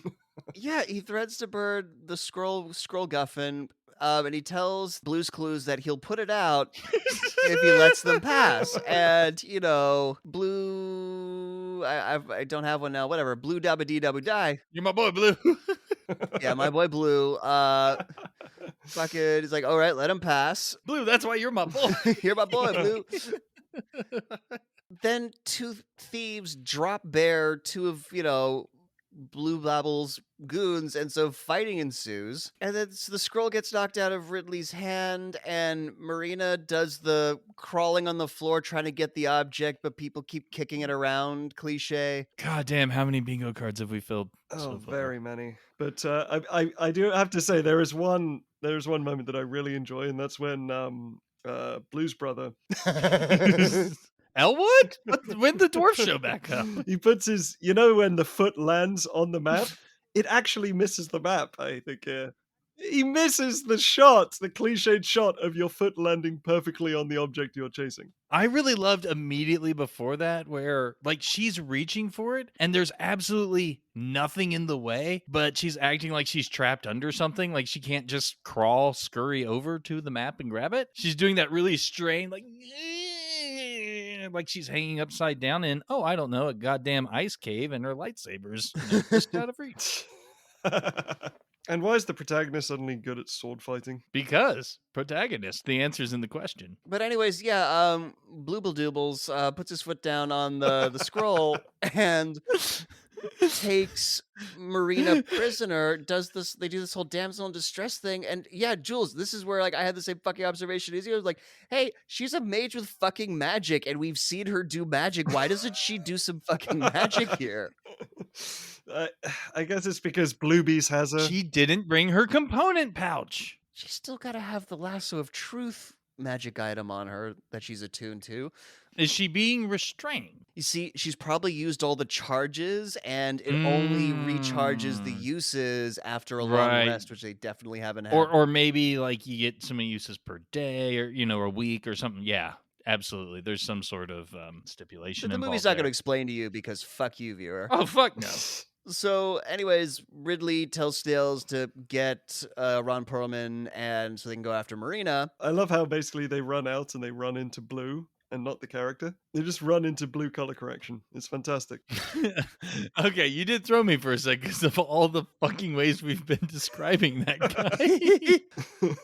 I love how a few times Nick has just resorted to nonsense babbling and we know exactly who he's talking about. Bloobity boobles.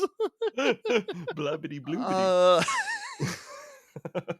So outside, Snail is like, hey guys, we got the gem. Let's just go sell it. Fuck this Marina person. She's part of the Empire. Ridley's like, no, I won't leave without her. Why? Because the Wraith made me feel funny things down there. Look, you can't just be in a scroll with somebody and abandon them. That's just against the scroll bro code. And that's when Elf Lady, whose name is Norda, ambushes them with some other elf cronies and masks. There is no way they don't see these crossbows. I'm sorry. These crossbows come literally from right to the left of their peripheral vision. There is no way they don't see them. I kind of feel like Jimmy Olsen does, because he's trying to get Snails to shut the fuck up. But Snails is like, what? And he goes, listen. And then the crossbows emerge from the side of the frame to point directly at his ears. Yeah, Snails clearly has very bad passive perception. But tracking MacGuffin lady has caught up to them. So Yes, so we've closed that tracking gap. There's few tracking lines that we need to follow now because she's caught up with them. She's like, "Give me Marina and the scrolls." and he's like, she's not fucking here. Do you see her anywhere? Yeah, I mean, I got the scroll, but Hermione is not with us. So basically, Norda wants to give the scroll and Marina back to the Empress. And he basically pulls I don't trust you because you're a cop, and so is blah blah blah. He's a cop too, and he's working for Profion. Jeremy Irons. I don't think we've ever said that No, name we have yet. not mentioned that his character's name is Profion. And so she's just like, what? I mean, MacGuffin lady is basically trying to get rid of a MacGuffin and can't. She It's really like, let's is. get one of these MacGuffins out of here so we can focus. She is the only one with any semblance of narrative cognizance. He's like, I'm a MacGuffin, this map's a MacGuffin, the eye is a MacGuffin. Can we get one of these MacGuffins away from this movie? And they say no. And now you're alerting us to this conspiracy so we can solve the problem of Danny not having to give up her scepter. We're solving the movie right now, dude. Just come with me. We can end this right now. Oh, God. But instead, we're like halfway through. We are literally halfway through because, so they explain that Marina got kidnapped by Blue Cheesecake. I've run out of words for him. But anyways, Blueberry cheesecake, yes. Blueberry Cheesecake, yes. And so Norda steps away to make a magic mirror FaceTime call with the Empress. Well, yeah, because she's good at story and she's like, hey, I got this information. We can end this now. Yeah. Tells the Empress, it just regurgitates everything that we know already, just repeats everything. They knew there's no way anyone was paying attention to this. So the Empress tells Norda to track down Blue Bottle Coffee and... Wait, so now she has to track the person who was tracking her while bringing along the people she was previously tracking. Well, John, that tracks. Hey! So Norda tells the three dudes, Ridley, Snails, and Ron Perlman Dwarf, that they're coming with her and her elf posse, and they'll kill them if they try to escape. Anyways, my head hurts. My heart is broken that this exists, so I need to go take a break and recover. So we'll be back, and when we do, we'll break down the bananas crazy fucking conclusion of Dungeons and Dragons. We'll be right back, unfortunately. I really want some blueberry cheesecake.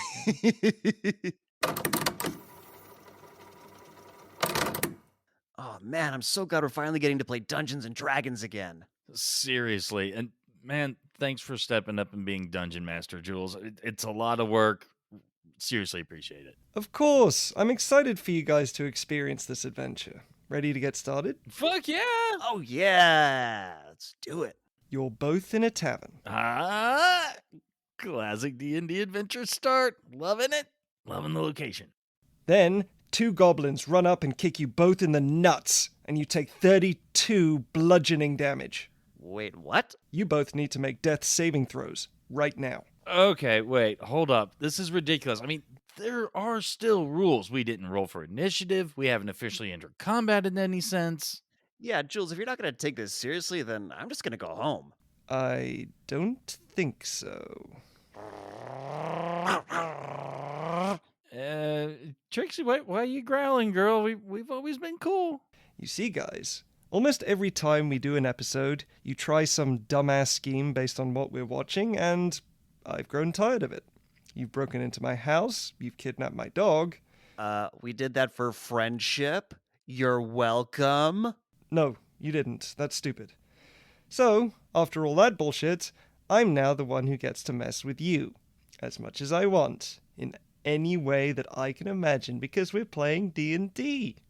Now, I suggest you start making those death saving throws, otherwise I'll set Trixie on you for real, and you'll be making them for real. Holy shit, John, did Jules' eyes just start glowing red there, or am I seeing things? Shut the fuck up, man. You are gonna get us killed. Start rolling or the goblins start peeing on you.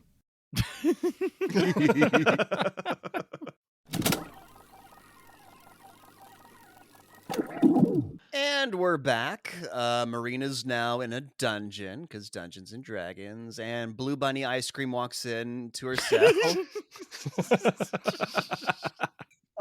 And asks her, why she was at the Thieves Guild with the others, and she tries to bullshit that they needed money for supplies, and he's like, no, you weren't. That's fucking stupid. I don't believe that. And so she asks him why he's going against the Empress, and he's like, I got nothing against the Empress, just that if I don't do, Jeremy Irons is gonna kill me. Yeah, but he has an IBS attack again. Look at me. My notes here is actually probably this is the only moment of genuine acting I thought in the entire movie. Yep.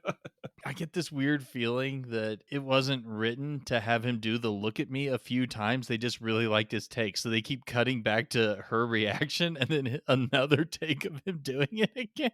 Wouldn't be surprised. But yeah, begs her to help him. So that he won't die. He for some reason he thinks that she cares about him because she's like, no, I'm not going to help you. And he's like, well, then I'll just suck the information out of your brain. I like the way he phrases it too, because he says, I can suck the information I want. It's a perfect awkward pause. Like, as the scorpion wrist monster, brain fuck the information out of her. Yeah, and they do a very uncomfortable like pumping. Yeah, there's some pulsating involved. Yeah. But anyways, he learns that about the eye of the dragon, that it's a key to a thing, so he's got what he needs. I thought it was the thrill of the fight rising up to the challenge of our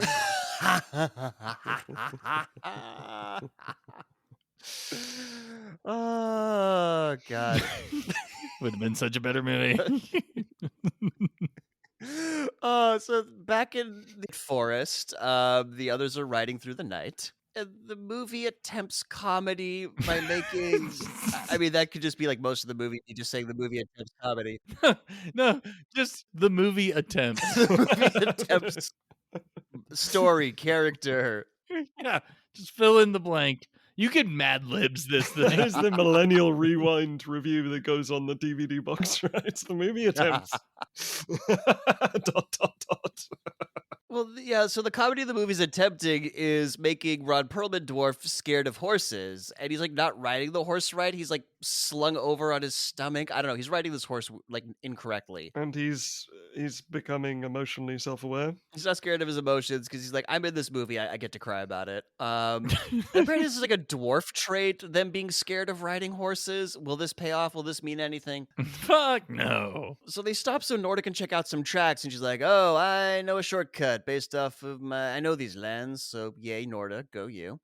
And then Snails tries to hit on her again. And she's like, how old are you? And he's like, oh, I'm 23, but for you, I'd be willing to drink an aging potion. She's like, yeah, I'm over 200 years old, so that's fucking stupid. That's a mere drop in the bucket compared to Princess Katana. Very true. Wait, how old is she again? Oh, 10,000 years. I mean, my note to his, well, damn, is, well, that shit is whack. Yes! Man, shit. So cut to a terrible CGI castle. Ridley and Snails use grappling hooks to scale the wall, and then, oh god. Wait, casual beholders are casual, right? Oh my god. Oh my fucking god, the beholders. Okay, so for anyone who's not familiar with D&D, the Beholder is like one of the iconic monsters of the series. They're kind of like these floating orb things. They've got like tentacles with eye stalks at the end of them. They're like a giant cyclops eye in the middle of their ball face thing. They got sharp teeth. Iconic to the series. This is clearly fan service. But they are terribly animated. We see them once, and then they are never heard from again. These beholders are the floating previs for the California Raisins.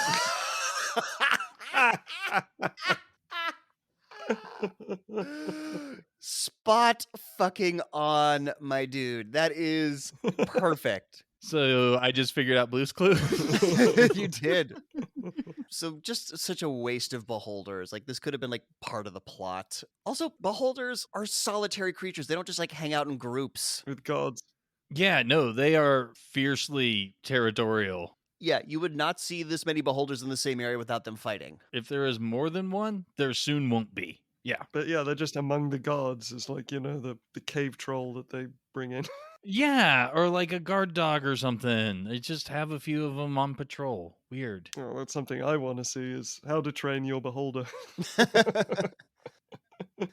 So, anyways, Ridley throws a rock to distract one of the beholders and some guards so he and Snails can run into the dungeon. Ridley tells Snails, "You go find the map, I'll find Marina." And Snails isn't happy that he doesn't get to go after the girl. Like, what? You were expecting Marina to hook up with you for saving her? Like, what are you thinking, Snails? Snails is thinking he's going to make the most awesome, sneaky somersault. No, it's more of a dive roll, but it is so unnecessary and loud. How the fuck did they not get caught right then? Do a barrel roll. Do a barrel. So outside, Ron Perlman Dwarf turns to Norda and says, "Hey, why aren't we going inside? Wouldn't that make sense?" And she's like, "No, no, no. We can't go in because they need to complete this task alone. Why? We just don't have the budget to have everybody in this set on the same day." Seriously? I think they didn't have fight choreography budget. No, they did not. And Ron Perlman Dwarf's confused expression matched my own in this moment. But now we have the "be careful you too." Every movie from this point on has to replace it with Leslie Nielsen poking his head through the door saying, "I just want to say good luck, we're all counting on you." Oh, I thought you were going to say this is their take on the "I love you, I know." Because that face that Marlon Wayans gives Jimmy Olsen. It's a side smile, isn't it? Yeah. That little smile. It's such an "I love you too." It's true. Yeah, Snails goes into Blue Man Group's room and he sees his armor and he freaks out like, "Ah!" Because again, the movie really wants to be funny. It's trying its best. It sucks. So yeah, he spends way too long just looking at, blueberry pancakes. Just random shit. And then Blueberry pancakes. Just random shit. And then he sees the map and he thinks, "Oh, this is going to be a piece of cake." And it's wrong because he starts sinking into a carpet made out of Quaker oats. Yeah. He's very impressed by Blue Harvest's bed. And right next to him is this little wading pool filled of goddamn rolled oats that's been painted to look like a rug. The worst alarm system in the world. Jesus Christ. All I could think of is now I know how to protect my PS4. That is the worst thing in the world because if anyone approaches this table from any other angle, they don't get caught in it. Yes! Yes! Yeah, there's a whole honk of space on the other side of the table. Right, but it's also the direct path from your bed to your desk. Exactly. This quicksand porridge rug is literally doing nothing except... Quicksand Porridge Rug is my new band name. It's a ska band. It's doing nothing but impeding you when you get out of bed, when you're feeling groggy in the morning and you need to get something on your desk. How many times did Blueberry Waffles get stuck in his own rug because he forgot something on his desk? He gets up in the night to take a piss and he's like, "Ah, God damn it, I did it again." Now I gotta repaint this whole thing. I just washed these pants. Profion every morning is just like, did you walk into the porridge rug again? It's yeah. I walked on the porridge rug again. God damn it, Blue Balls. Well, anyway, Snails doesn't die in the quicksand oatmeal because Kelly's blue book pulls him out. Well, I mean, first Familiar has to show up and laugh at him. Yeah, he does. Like a little asshole. Yeah, like the little Jabba's gremlin thing. So, meanwhile, Ridley keeps going down deeper and deeper into the dungeon, and he hears either a guy moaning in pain from being tortured or jerking off too loudly. I couldn't quite figure it out. Porque no los dos. Very true. Very true.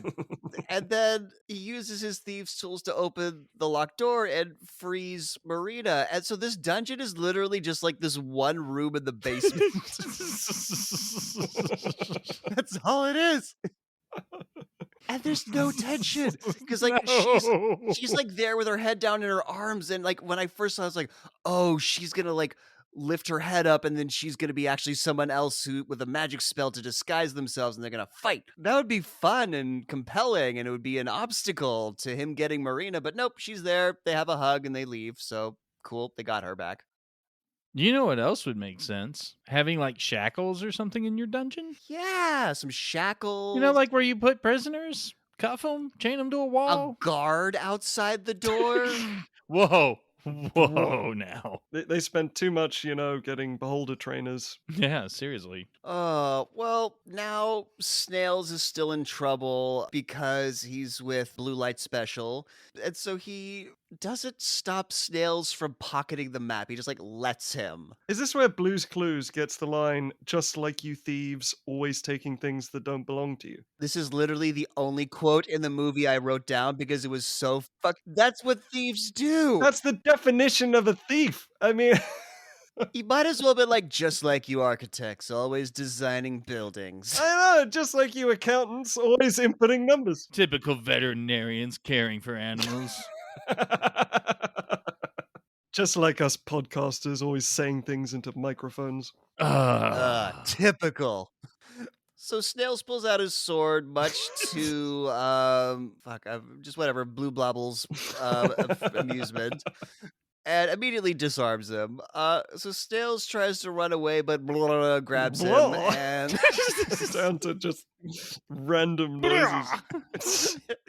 He just not making random noises for this fucking guy. We went from incoherent rambling to just noise. Just noises and grunts. Grabs Snails, and then Snails slashes him with a boot dagger and escapes. And then Ridley and Marina fight some other dudes, and a big dude fights Ridley. And I don't get this because he opens a door and there's this really tall guard on the other side. Ridley has his sword drawn. This guy does not. so he stabbed him, and then this was over. Right, as opposed to doing something stupid like stepping back and letting the guy grapple him.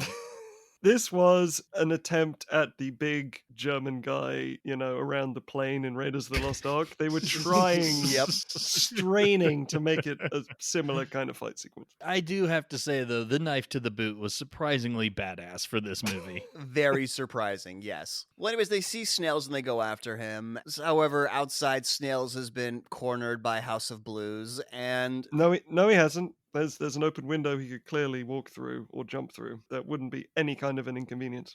It's supposed to be a cliff edge, but it's just not. There's a gentle hill on the other side. yeah, but what if he falls and sprains his ankle, Jules? You never know. Yeah, the fucking Family Guy Peter Griffin gag that I fucking hate. Oh my god. I hate that gag so much. It's so dumb. It's write a joke. So Snails pulls out a dagger to defend himself, and then he gets the absolute shit beat out of him. Oh, he gets fucking wrecked. Yeah. And then I Got the Blues tells Snails that if he gives him the dragon's eye, he might let him die quickly, and that's a terrible offer in a negotiation. Yeah, especially he dropped the word might. Yeah. So, Riddle Me This and Marina run outside, and oh god, now it's infecting other characters. yeah, so Blue Pill tells him that he wants the dragon's eye, and Ridley tells him hey man, I got it. Just let Snails go, and I'll give it to you. Give me all the leverage you have over me right now, and I swearsies, I'll give you this fucking thing. Well, he made good on his word to put the map out when it was on fire because everyone, stepped away a little bit. So yeah, he's a very trustworthy thief, is what I'm saying. There is honor amongst this thief. That's why he's so goddamn poor, fucking commoners. And then for no fucking reason other than the writer wanted Snails to die, Snails pulls the fucking map out of his pocket and chucks it, and that prompts Blobbleblubles to fucking kill him. Yeah, Blue Oyster Cult activates his Wolverine claws and stabs Marlon Wayans in the shoulder area, which then, of course, is when he has to make his daring escape out the window. Ah, yes. But he was using Snails so that the Riddler would give him the fucking dragon eye, so he still needed him for leverage, and just because he chucked the fucking scroll, he kills him. He's like, no, also you're gonna have to give me the scroll back, otherwise I will kill your friend. He could have gotten both. They lost track of the MacGuffins. The shell game got too complicated. But because we need some pathos. Exactly. We get the falling to his knees, yells no, practically rending his garments. And my note is I did the exact same thing, except I yelled yes. One of the many hilarious reviews I read said, you're watching a bad movie when one of the main characters dies and the audience cheers. Oh my god. So Jimmy Olsen, manages to get some composure from his epic no and tries to go and attack Danamar Dabutai, who blocks all his sword strikes like he's Neo who can perceive the Matrix. Sure. He just like clunk, clunk, clunk with his forearm, like Wolverine claw thing. Yeah, he disarms Riddles and jams his sword right into his shoulder. Which is a death sentence, clearly. Yeah, clearly a death sentence. Well, he also loses his sword. Doesn't have a sword now. That's important. So this is when Iron Blue killed him and the movie ended. Oh, if only. I'm so sorry. Yeah, there's more movie, Jules. I know. Honestly, I think this was around the time when I was literally Googling how long are the credits in Dungeons and Dragons? How much of the end of the movie can I just cut away from the runtime and save my sanity? Google's like, no, fuck you. Watch this movie and suffer. I would like to remind you of the review I actually read last time, but at least it doesn't drag on too much. Oh, they lied. We were lied to. So Marina spots we forgot to mention this, but Snails found a bag of pixie dust. Oh yeah. Yeah, he found a component pouch, so now she can make a portal, and this is what we were referencing earlier. She learns how to close it right behind her. Yes, she force lightnings, blah blah blobbles, and then Oh yeah, Blooble Wobble did fall down. yeah. We're starting to sound like Rick and Morty aliens at this point. Which, if you know what that means from Rick and Morty, really, really speaks to this movie. Speaks to the experience of watching this movie. So yeah, does that, they escape. We're at the Mages Council again, in definitely not an opera house, and some middle-aged guy from Brooklyn demands that the Empress give up her scepter. And I just wanted her to whip out her bag of candy and beat the shit out of all of these guys, really. Yeah. And okay, look, some bullshit goes on in this movie, and I lost track of it for the most part because I was just completely distracted by her four-pronged anglerfish headdress. Just could not pay attention to the scene because I was like, why is that on her head? Don't the little pearls at the end of that just keep smacking your forehead? Doesn't that get annoying? Why would you choose to wear that to an important meeting with the Council of Mages? Well, anyways, something about her, she's not going to give up the scepter, and Jeremy Irons like, well, I guess that means war. Cool. Do you hear her words? Such pretty words. I think that's the line. Yeah, but she's like, I don't like war, but I'm not going to relinquish my power except for to give everyone equality. And so that's now a rule? What do you mean? Everyone's free and equal now. That's a rule. That's how I'm ruling as Empress. Yeah. And it is because I said so. Everyone's equal except me. Yes. Well, as we know from Animal Farm, some people are more equal than others. This is true. 4 legs good, 2 legs better. So back in the woods, Daisy Ridley, Marina, and Norda arrive at the Ewok tree village. Sorry, I mean the Elven tree village. My note was this Pandora tree looks diseased.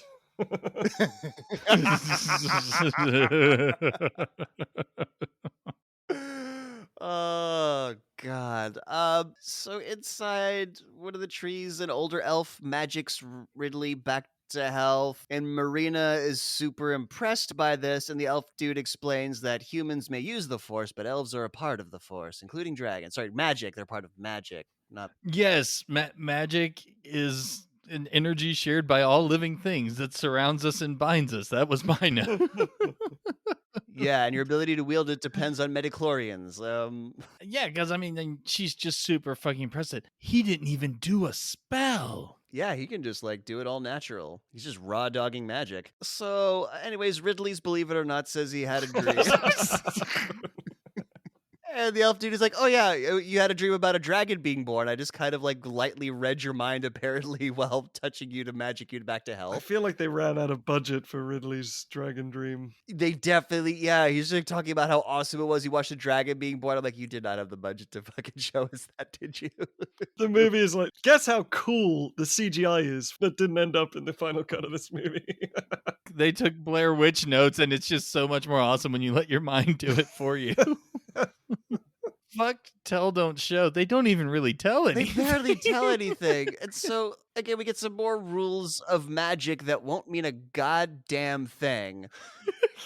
But it does at least try to establish some stakes. So when a dragon's born, like there's more magic in the world, and that's more life. And so if enough dragons die, we're fucked. Is that? I wasn't paying attention. Yeah, I'm glad John got that because I was going to just totally butcher that because I just did not give a shit.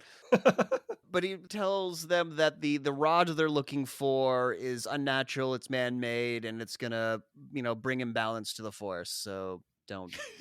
Very much true. So later that night, Riddle Me This looks out over the village, and Marina comes out to tell him that she's his sister and that she knew the whole time. No, I'm sorry. No.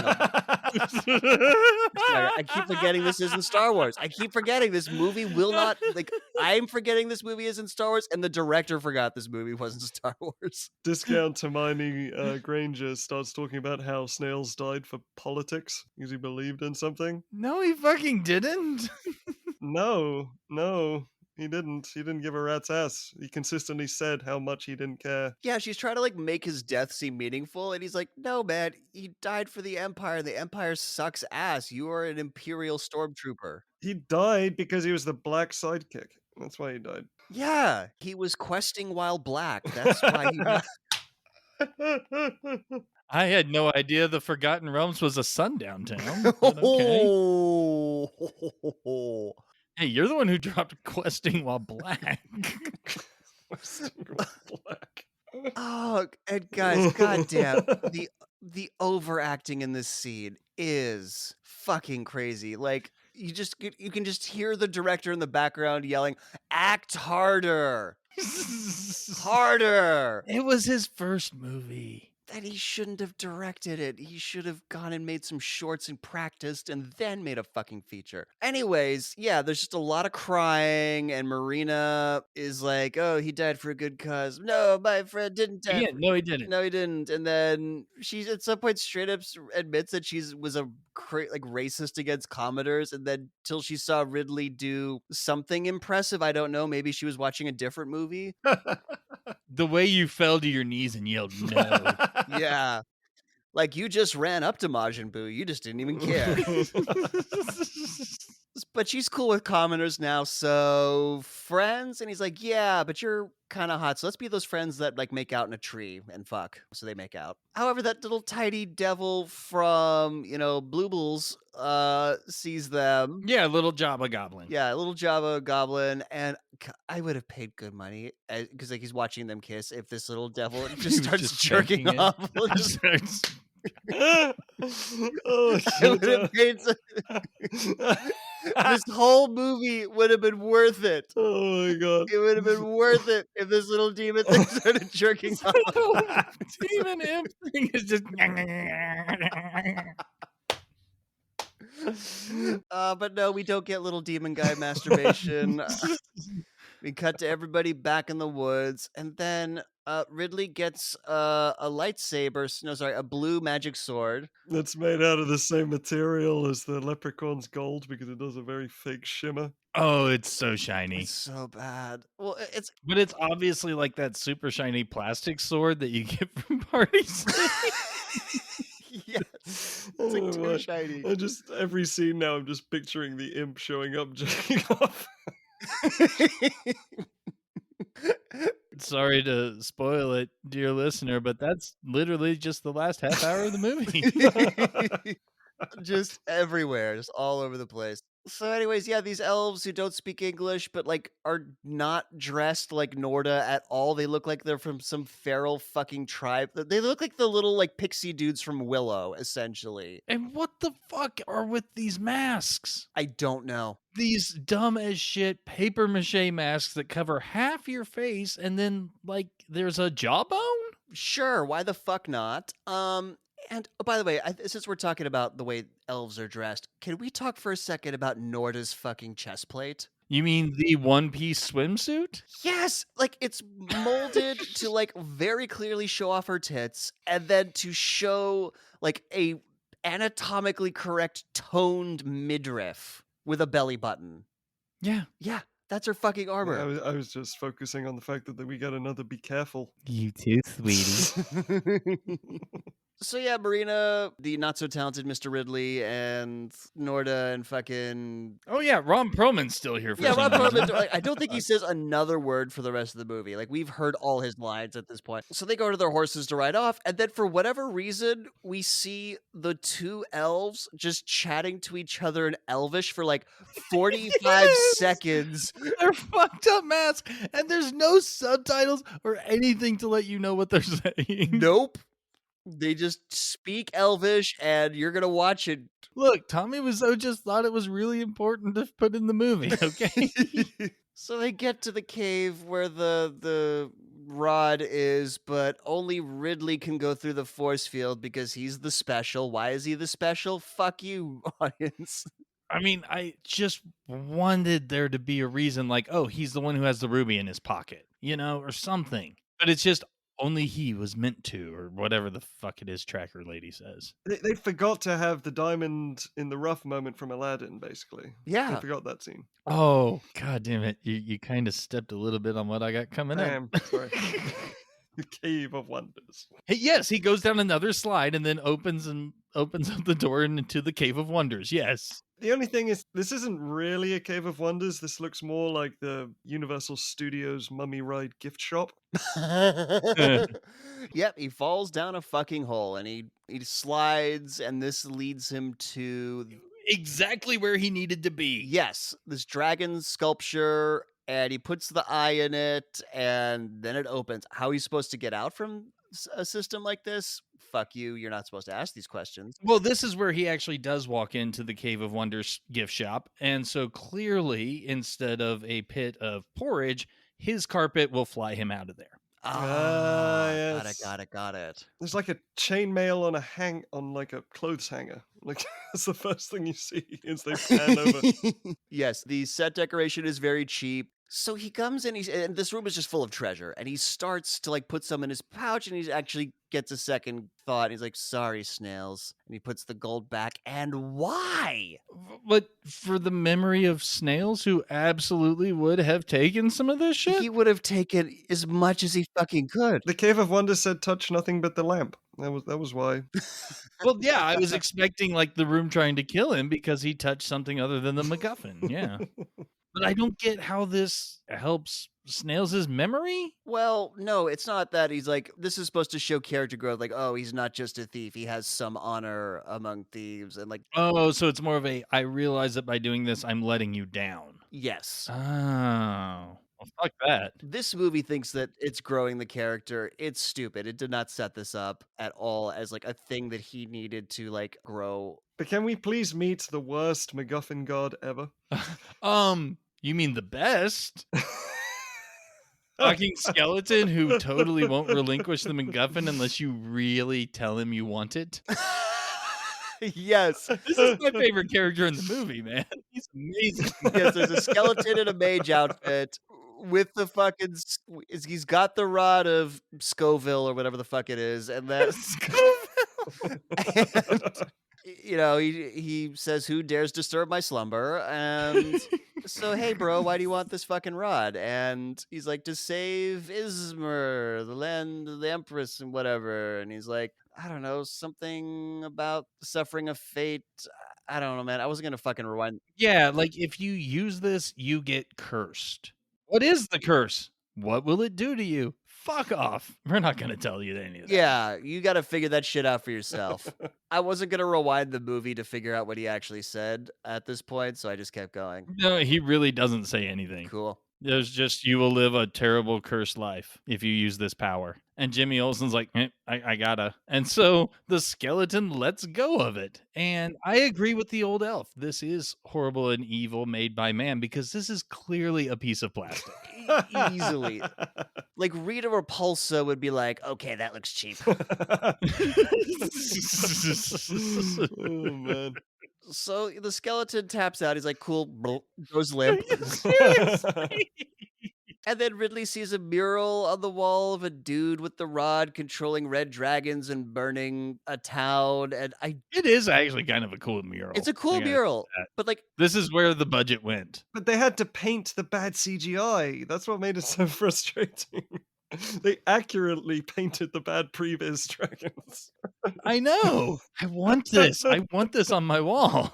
but what is this moment? Because he's looking at this and this epic music is swelling and So it's sort of a 3-panel thing. On the left, you've got a guy using the wand, and then like the middle is the absolute destruction that the dragons are causing. And then on the right panel, it's the dude with the wand, but it's more like he's corrupted and has become evil. oh. And the moment that untalented Mr. Ridley gets this rod or scepter, he like, it becomes his precious. Like his face, he's so in love with this thing. Just and I'm like, that's going up his butt. It's gonna shove that And the imp is just off camera whacking at this mural.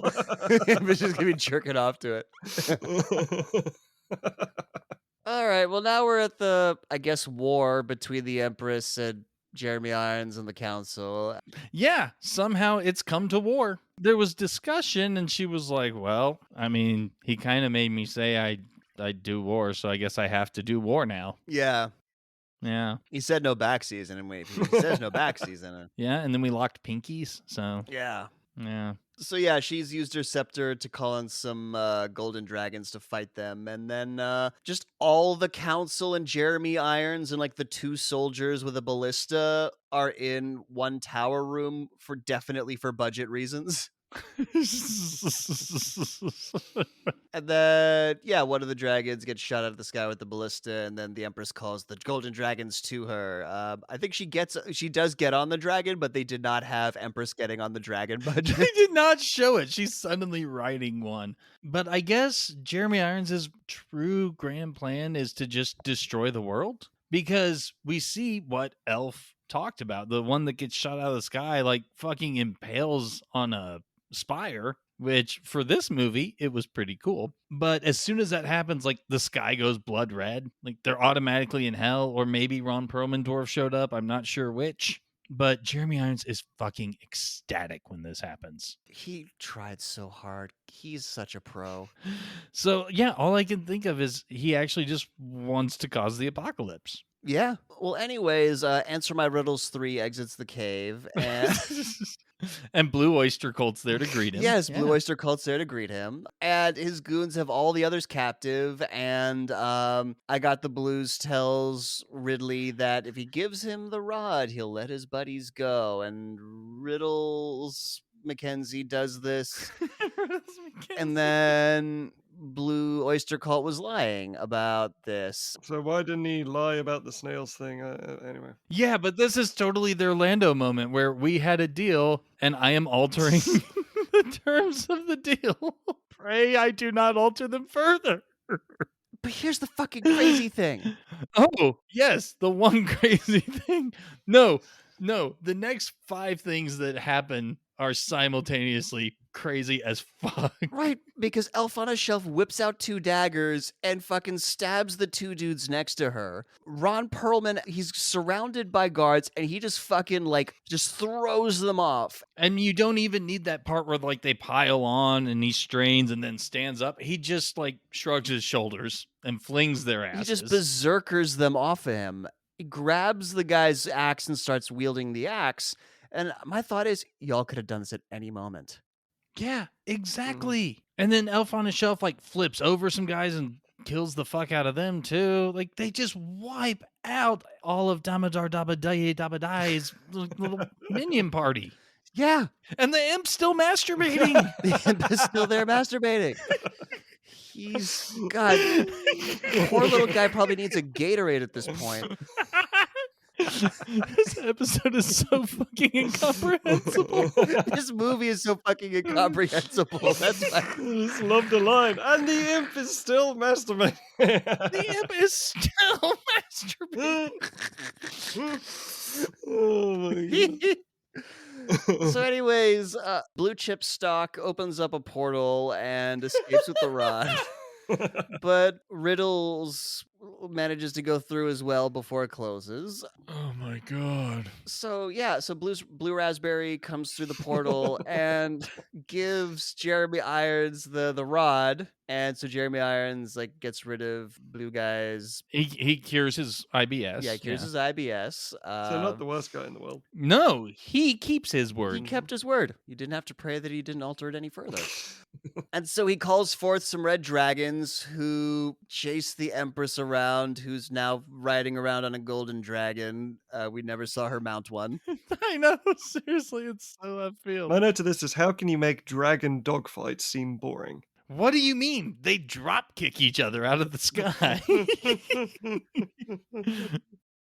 There's no biting or snapping. There's hardly any fireballs getting chucked. Hardly They any. kick each other. And yeah, they crash into some random building. So that's also where the budget for this fucking sequence went, was this. And there's that cliche moment. I think we're completing another bingo card where she's being chased by one and there's one flying at her. So all she has to do is move in a different direction and they crash into each other. She failed her dragon driving test, you know?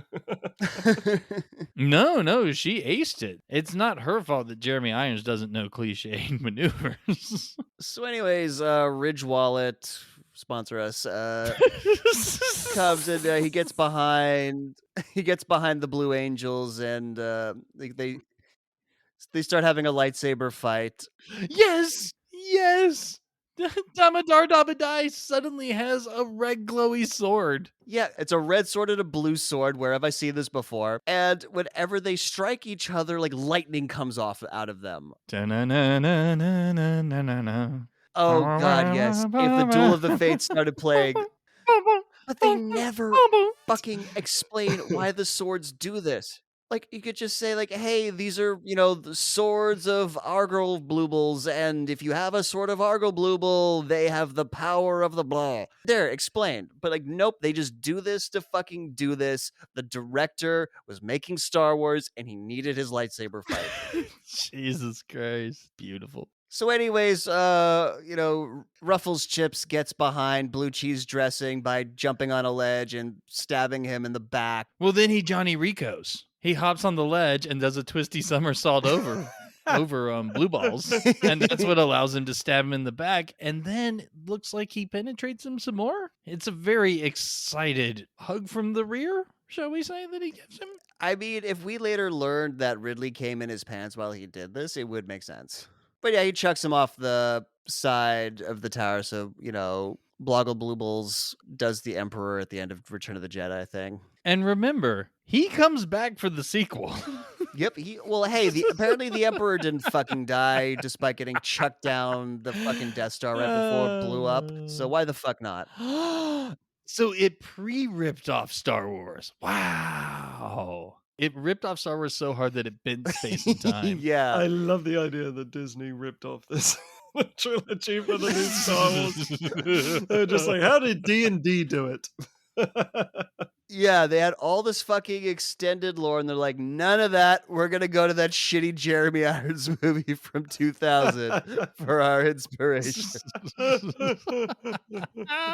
Oh, the franchise killer. Oh. So anyways, now it's time for him and Jeremy Irons to tangle, but Ridley sucks, and his sword doesn't do lightsaber stuff anymore because Jeremy Irons' staff that he manifested just negates that. And then he just tosses it away. So weird. And this is where he also gets the line, "Not so talented, Mr. Ridley." Yes. Which is a fantastic alternate title. I chuckled. I don't know why. Maybe it's just because the rest of the movie was so bad. I did the meme from The Wolf of Wall Street where I just sort of pointed and they said the thing. Had the talented Mr. Ripley come out at this point? Ripley was the year before, so Oh, yeah. maybe it made its way into the script last minute, but yeah, so it looks like he's going to kill Ridley's Believe It or Not, but his friends come out of nowhere to just be utterly fucking useless. Okay, I have to say I appreciate how that actually works as a sentence. He looks like he's going to kill Ridley. Believe it or not, his friends come out of nowhere to save him. The way Jeremy Irons swats discount Ron Perlman is just it is Oh it my is it is God. like what the writer did when he was told to include the friends in the climax. Just It's get out just of the most way. casual Just get out of the backhand. way. Yeah. We got a movie to end. We're running out of budget. God damn it, Dwarf. But hey, Nick, at least you finally get your magic. He like freezes people in place, but not quite because they can still turn as he walks past him. Something like that, yeah. But he drops the rod and Riddles picks it up and he starts wielding the rod and he looks like he's about to be seduced by its power and become the guy from the mural. And Jeremy Irons does fucking nothing. He just watches. Well, Jeremy Irons doesn't seriously believe that Chronicles of Riddick has the power to wield the scepter. Yeah, I mean, he's just standing there cackling like, you think a lowly commoner thief like you has the... What is happening? We get the that's impossible cliche. We get the what have you done cliche. Because now all the terrible placeholder red dragons start trying to flee, and then the gold dragons are still after him, so we're still gonna end the fucking world by killing dragons, apparently? I don't, maybe. I don't know, man. My head hurts right now. But anyways, Riddles has that I'll never be you, and goddamn, if your cards aren't full yet, he throws it to the ground and hits it with his sword to break the MacGuffin of power. Yes. So my question for you guys at this moment is, how in the motherfuck did the Empress get into the tower without noticing? Because presumably she would have ridden a big ass fucking dragon to get there. She was slightly out of frame. Stupid me forgetting the amazing power of being slightly out of frame. That's on me. That's on me, movie. Yeah, it is. Jeremy Irons starts doing magic at her, like summons a dragon demon thing that pins her to the ground. Is this not the same illusory dragon from the box? Chekhov's dragon box. Yeah, but he doesn't need a box to conjure this, and apparently it's just very heavy? Yeah, it just kind of like lightly keeps her on the ground. Yeah. Because, I mean, it's only like half of a dragon. The rest is just like a long spine, like vertebrae. I thought maybe it's going to like wrap around her neck and choke her or start clawing or biting at her. But no, it just kind of like holds her shoulders. It's like an annoying little sibling being like, give me a piggy. Yeah, and then like it's kind of snapping its jaws like back and forth on each side of her head. Not biting, can't get mad. Not biting, can't get mad. Jesus Christ. However, she's able to overcome this minor inconvenience, pick up her scepter, and call on one of her dragons to chow down on Jeremy Irons. Yeah, so I had Liu Kang's animality arrives to chomp Jeremy Irons. Is that a yes? Oh man, is that a melody? Oh, that's good. So, anyways, yeah, they'll just kind of like look out at the city as the dragons fly away. So cool. So now everybody except the Empress is now in like a graveyard in the middle of the forest. I really thought there was just a mistake. It's this grave forest, but you have Danny, the Empress, giving a speech to the peoples of how they're free and everyone's cheering. Yeah. And of course, off camera, she's got firing squads shooting the council. Well, naturally. Fuckers had it coming. Well, actually, no, I don't know. I think that happened in between. You know, Chronicles of Riddick had enough time to get himself a really nice set of clothes. True. So. Oh, you mean he went out to do his like really half-assed? To Goths R Us, yeah, his all black thief outfit. Yeah, his Michael Jackson ripoff outfit. Like if Michael Jackson went to a funeral, this is what he would wear.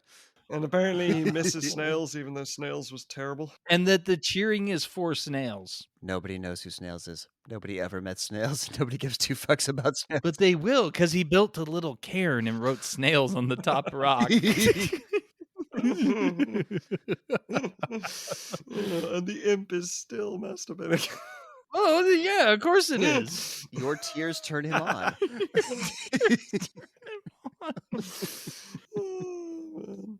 So he leaves the Eye of the Dragon. He's still got it. I guess he took it with him when he left. And he puts it on Snail's grave, but then it starts glowing, and the word Snails that's on the grave rock disappears. And so Riddle Me This picks it up and looks very confused at Elf on a Shelf, who tells him, That, like, he's still with you or something like that, or you're gonna join your friend. And so they put all their hands in, and I really just wanted them to be like, go Snails, and we get a freeze frame ending. Well, they do Zordon out of here. I mean, it's kind of fun. yeah.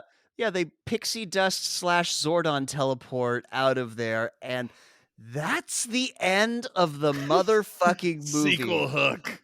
How is that a sequel hook? What just happened? I'm confused. I'm angry. I'm scared. I'm idea. confused. I'm slightly aroused, and that worries me.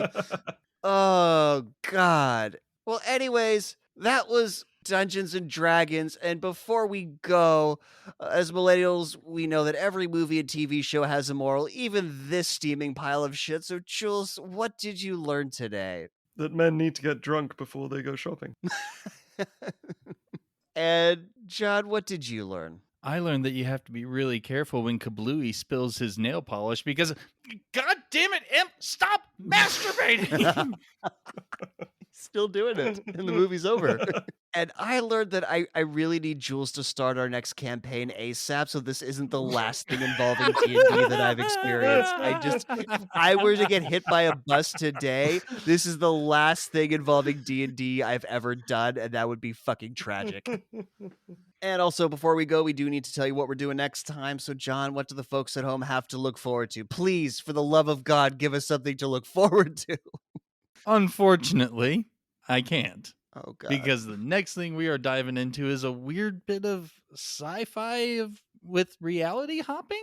Yeah, of course, I'm talking about Super Mario Brothers. Oh, boy. I'm going to be as drunk as John Leguizamo and Bob Hoskins were on that movie. Oh, you know that bit of trivia. Oh, Nice. yes, I do.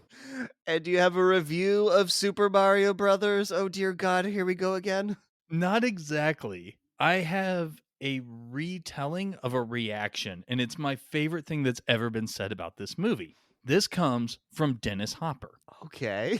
I made a picture called Super Mario Brothers, and my 6-year-old son at the time, he said, "Dad, I think you're probably a pretty good actor, but why did you play that terrible guy King Koopa in Super Mario Brothers?" And I said, "Well, I did that so you could have shoes." And he said, "Dad, I don't need shoes that badly." Yes. You can't beat that review. That is a 6-year-old's reaction to the next movie we're going to talk about. Usually children are absolute idiots, but that one's a fucking genius and is going to be president. Yes.